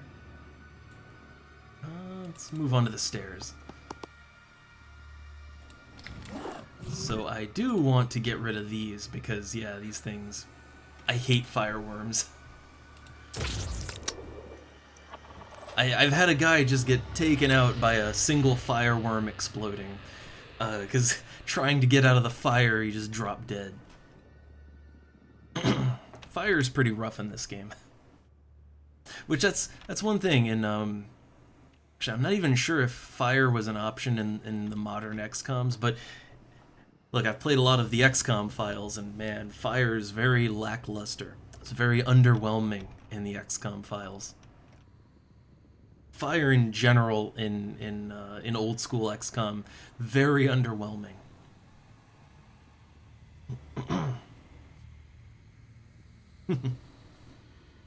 And yeah, I really like the design of the Pandorans. I will say, at first it felt a little weird, because, like, this isn't, you know, this isn't sectoids. This isn't my standard sci-fi aliens from XCOM. I mean, they're kind of a whole different sort of beast, right? You're dealing more with mutants, although I guess alien mutants, but still. But I really like the look. I like the look and design of everything enemy-wise. I'd say the only thing I don't like aesthetically with this game is I feel like a lot of the weapons and armors that our guys use are very generic looking. Even more so than the other human factions. Like all the other factions, I think they get really cool looking stuff. Like, New Jericho armor looks great. I think I have a full set on this guy, right? I love that. Looks great. The Disciple stuff looks kind of fantasy, and then Synedrian, like, they have I don't know, an almost Mass Effect style look to them. But then the Phoenix gear, it just sort of, I don't know, the Phoenix equipment tends to look very generic XCOM, is the most polite way I can put it. But everything else looks great, and especially the enemy design. So I think the main problem here is that it has all that armor on it. I guess the good thing is that it's pretty hard to miss this thing. So yeah, I could throw all the quick aim I need onto it. Like, I don't think you can miss it. It's the size of an entire room.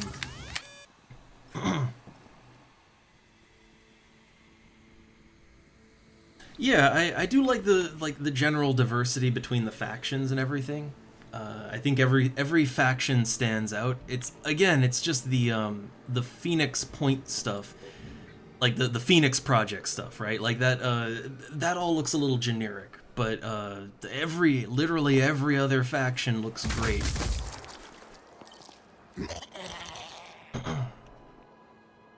Alright, let's see, got Chesty out here, and oh yeah, I guess some enemies spawned in, right? Yeah, we got enemies out here, so we need to deal with that.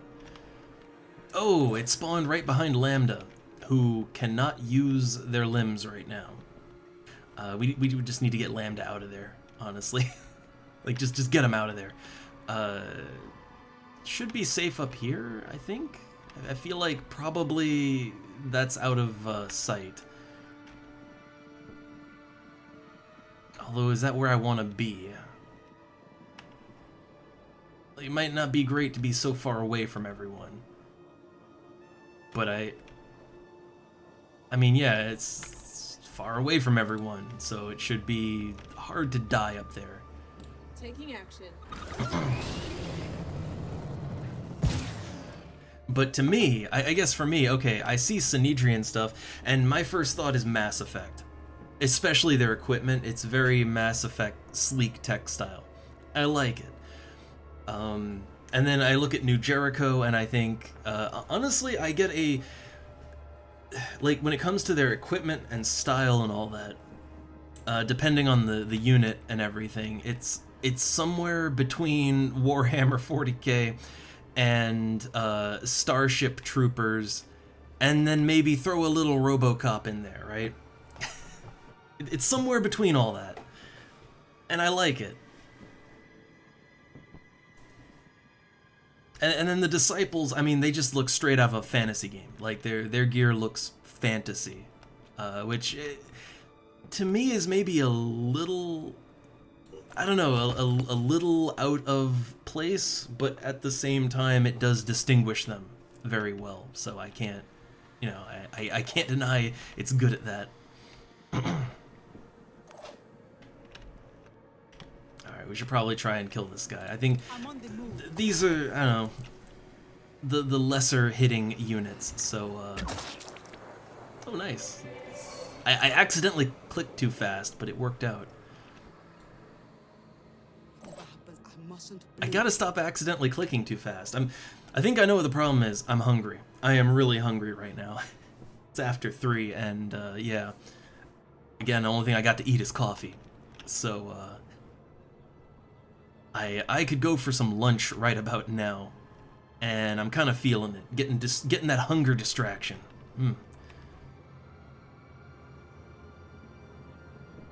Alright, so I think, yeah, we still have, like, enemies to fight out here, so...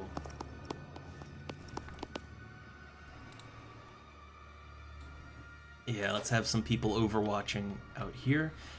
Can't really do anything else with that. Jason Voorhees could get inside the building and could try and melee this. I don't really want to get him in melee range yet, though. I want to hang back on that. Hang back on that one for a sec. Can we move him? Okay. Just right there, he was kind of blocking the shot, you know?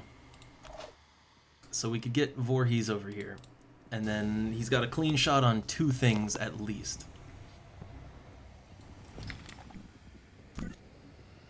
And we do need to kill this thing. Or you could just miss. Well, I think that, yeah, that hit that one, but... Okay, not great. Not Ready great. to go to work. Okay, Willem Dafoe's he's still in action. He can still do stuff. Again, I'm like I'm really wanting to keep a bit of a line between us and the Expendables, you know? Because I have a feeling they're both gonna die next turn. Call it a weird hunch, but I feel like they're not long for this world. So I want to be standing a bit further back than that. Okay, yeah, we can... overwhelming force and all that, but at the same time, we're not going to kill it this turn. Maybe not next turn, even. But there's other enemies in the room, so... I want to try and deal with them. To reload. And then there's no points for anything. So, all the Expendables have spent their turn? Okay. Oh my god! The what did they do? Oh my god. Well, I hope they don't do that again.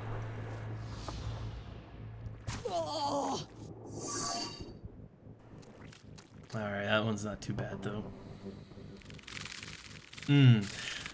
I knew that, I swear I've encountered this before, and I knew that they did some kind of big AoE thing, but I didn't think it was that big of an AoE. Oh, there goes one of the Expendables. I had a feeling that this first line was going down. Oh, man. Okay, everybody's just panicking now. Alright. Great. Great. What's our move? Okay, we can still do some stuff, right?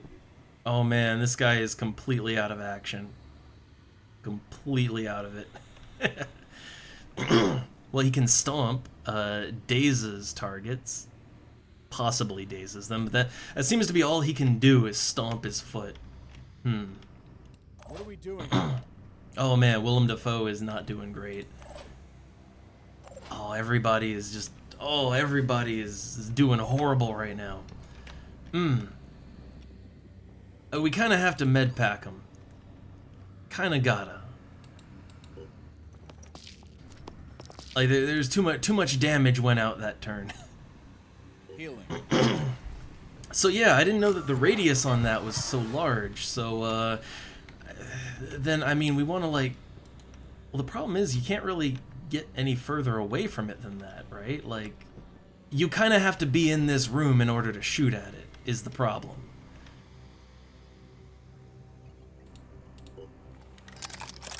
So yeah, not really anywhere to go there. Also, hey there, Last. Hey there. We're just getting wrecked currently. But yeah. I think I underestimated here. So I did make a save before we really committed to that assault. So we might have to reload if things go really badly, but we'll see.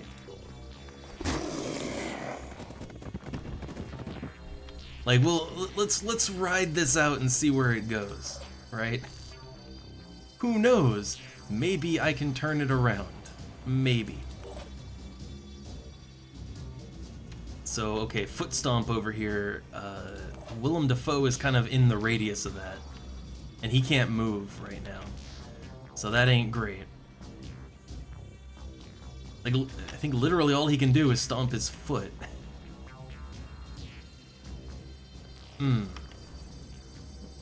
But I don't want to do that with him in my radius, so yeah. Not great. I mean, all he can do is stand there, so stand there. Keep doing that. Yeah. Alright, maybe Chesty can do something here if we could get Chesty close enough. That's the thing, yeah. You gotta get close in order to fight it. I mean, I don't know. Maybe there's a... Maybe if I had like a really good sniper, maybe I could like hit it through the window or something, but I don't have that right now, so... So we're just committing to this sad course of action.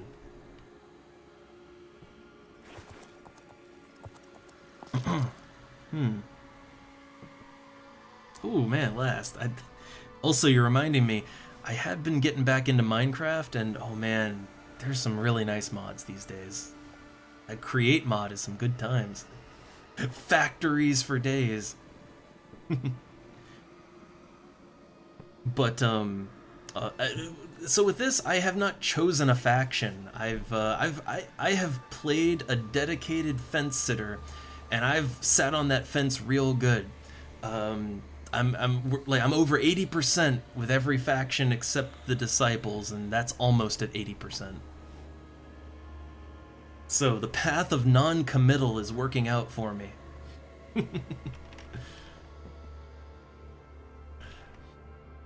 Alright, so I can't really do anything else other than Overwatch and hope you don't die. Try not to die, I guess. Not sure how well that'll go for me. Everybody is so injured. And I hate that our heavy's just completely out of commission back there. So yeah, let's see what happens. Oh, nice. Not a kill. I mean, it came in a way that, you know... Ooh, again.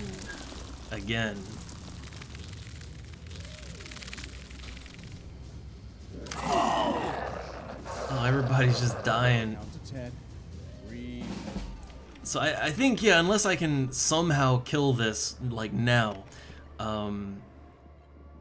yeah, it's gonna be like it's gonna have to be a reload, because I think we're dead. Well, let's see if Chesty can bash it to death. Probably not. Like, how much damage does that do? 180. Yeah, you're not killing that. You're not killing it. But hey, I'll strike it as much as I can, right? Yeah, bonk it as much as I possibly can. We got Gun Kata, so sure, why not? Though I'm not gonna kill it this turn, so might want to Gun Kata the Myrmidon. But I feel like there's gonna be a lot of death next turn. I feel like there's going to be much death. Oh, almost. It should just drop dead next turn. So yeah, I can't move Willem Dafoe here, and he's gonna die. What's our move? But I literally can't move him, so that is a bit of a problem. Let's go.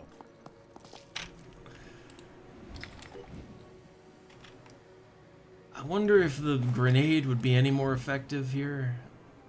I don't know. Preparing to fire. But I can quick aim this shot, so I'm gonna do that.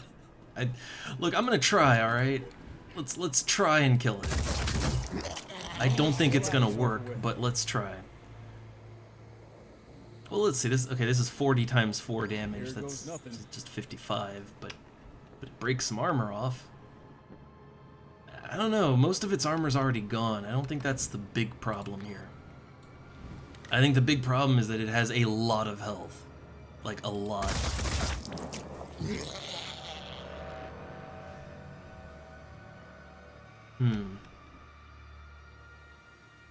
But yeah, I think we might be losing Willem Dafoe. if only one guy dies from this, honestly, I'd take it. But I have a feeling a lot more people are gonna die before this is over, and that's not... At that point, it's not worth it anymore. Like, at that point, you might as well reload, because it's more loss than gain. So, okay, let's see if we just drop dead this turn. Let's see if it's all over. Those little Myrmidons, they hit way too hard for what they are.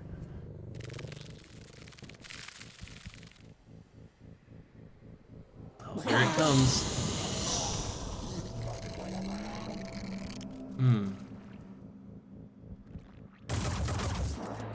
This looks bad. I have to recover. Now, see, okay, so like, you saw the physical, like, the gas coming out of the thing, right? If you ask me, the radius on that attack should be, like, no more than, I don't know. It should be no more than, like, here, right? Like, out to here. I'd take it if it was the room that it's in and it was out to here, but, like, my guy was standing back here. I feel like that should have been out of the radius of... should have been out of the splash zone, right? But I guess it's really the whole blue circle, right? Pretty much this whole big blue circle is the danger zone, I guess. Well, Chesty has a lot of attacks, so hey, you know, see how that works out. Well, it's dead, but I think we still have to kill the enemies, right? There are a few survivors here and there. A couple of soldiers who were lucky to get mind-fragged during the initial attack. But also civilians who were not fully taken by the creature. They came out of it, as if waking up from a nightmare. It was then that I understood what Alistair meant when he joked that we were waging a war for our place in the new food chain. The Pandorans don't want to exterminate us. That would have been too merciful. They wanted us for something else. Quote Lambda, the heavy that's disabled in the back. I mean, does that end the mission, or...? Okay. So, I think the only casualty was Willem Dafoe then, right? And that's a shame, because he's a good unit. He was level 6, although he wasn't part of the core team. He got most of those levels just sitting in base, collecting EXP. But, you know, deaths happen. It happens. So I don't know. I like assault units. I like them. So we'll need to get a new one, and a new sniper too. Honestly I feel like if we had a sniper or two, I feel like there was probably somewhere that we could have positioned snipers that they could have shot into that room without risking their life. I don't know. Like they set that room up so that it was, you know, fairly hard to get a shot in, but I feel like there's probably somewhere you could get a good angle if you had enough range. So I definitely want to recruit another sniper whenever I can. But yeah, I guess we need a new assault now too.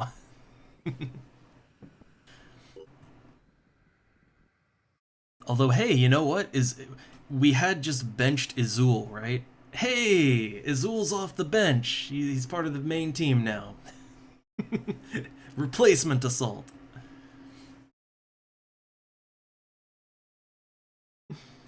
So yeah, I think that one, it could have gone better. Could have gone a lot worse. So we got 50 tech, 420 material, 300 food, and 800 mutagen, which I can't even really use yet. But I guess that kind of makes up a bit for the losses. And then oh nice, we recovered. Okay, so we didn't lose the gear. That makes replacing the assault unit a lot easier. So yeah, we didn't lose the armor. I think we lost the gun though. I think the gun was a loss, but yeah, we didn't lose the armor, and that's the big part to replace. I think I have some replacement guns, or I even have, there's guns I wanted to make because they're better. So that's not too bad. And I guess we got a shotgun too.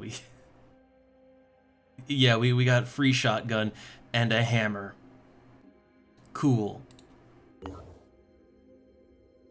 Yeah, see, like a mission like that, it was rough, and we took some loss, but I mean, honestly, it was a big mission that I needed to do, and we done it. So, hey, one death, not that bad. Could have gone a lot worse. Ooh, a sacrifice to the void.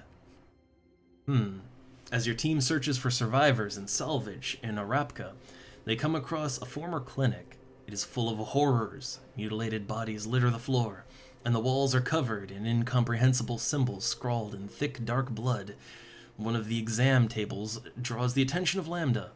It looks like an altar in a temple. Is this an offering? Well, it's alive!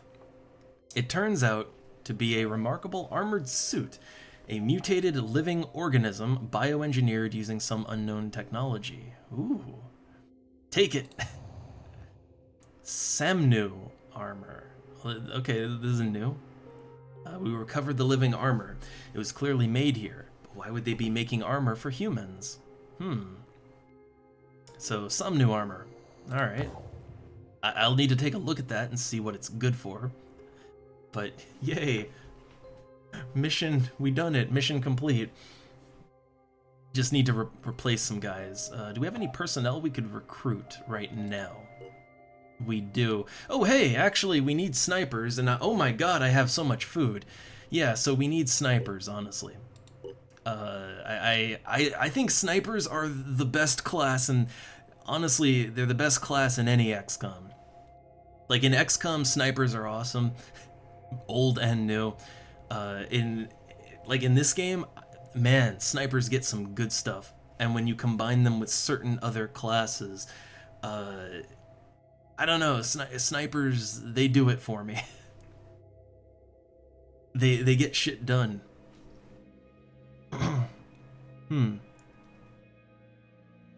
And it's all good, Glacier. I'm getting so hungry. I was trying to wait for the wife to come back, 'cause she's doing the grocery run. But I think I might need to just eat something, even if that something is like Christmas cookies, right? Even if I'm eating cookies and a cup of coffee, I need something, because I'm getting distractedly hungry. Also, input, I did see ya. We lost Willem Dafoe, which is a shame, but, well, hey, sacrifice so that we completed the mission. Oh, and hey, actually, good timing. The wife just pulled up, and I'm so hungry, so okay, perfect timing. Then I'm gonna get out of here. It's lunchtime.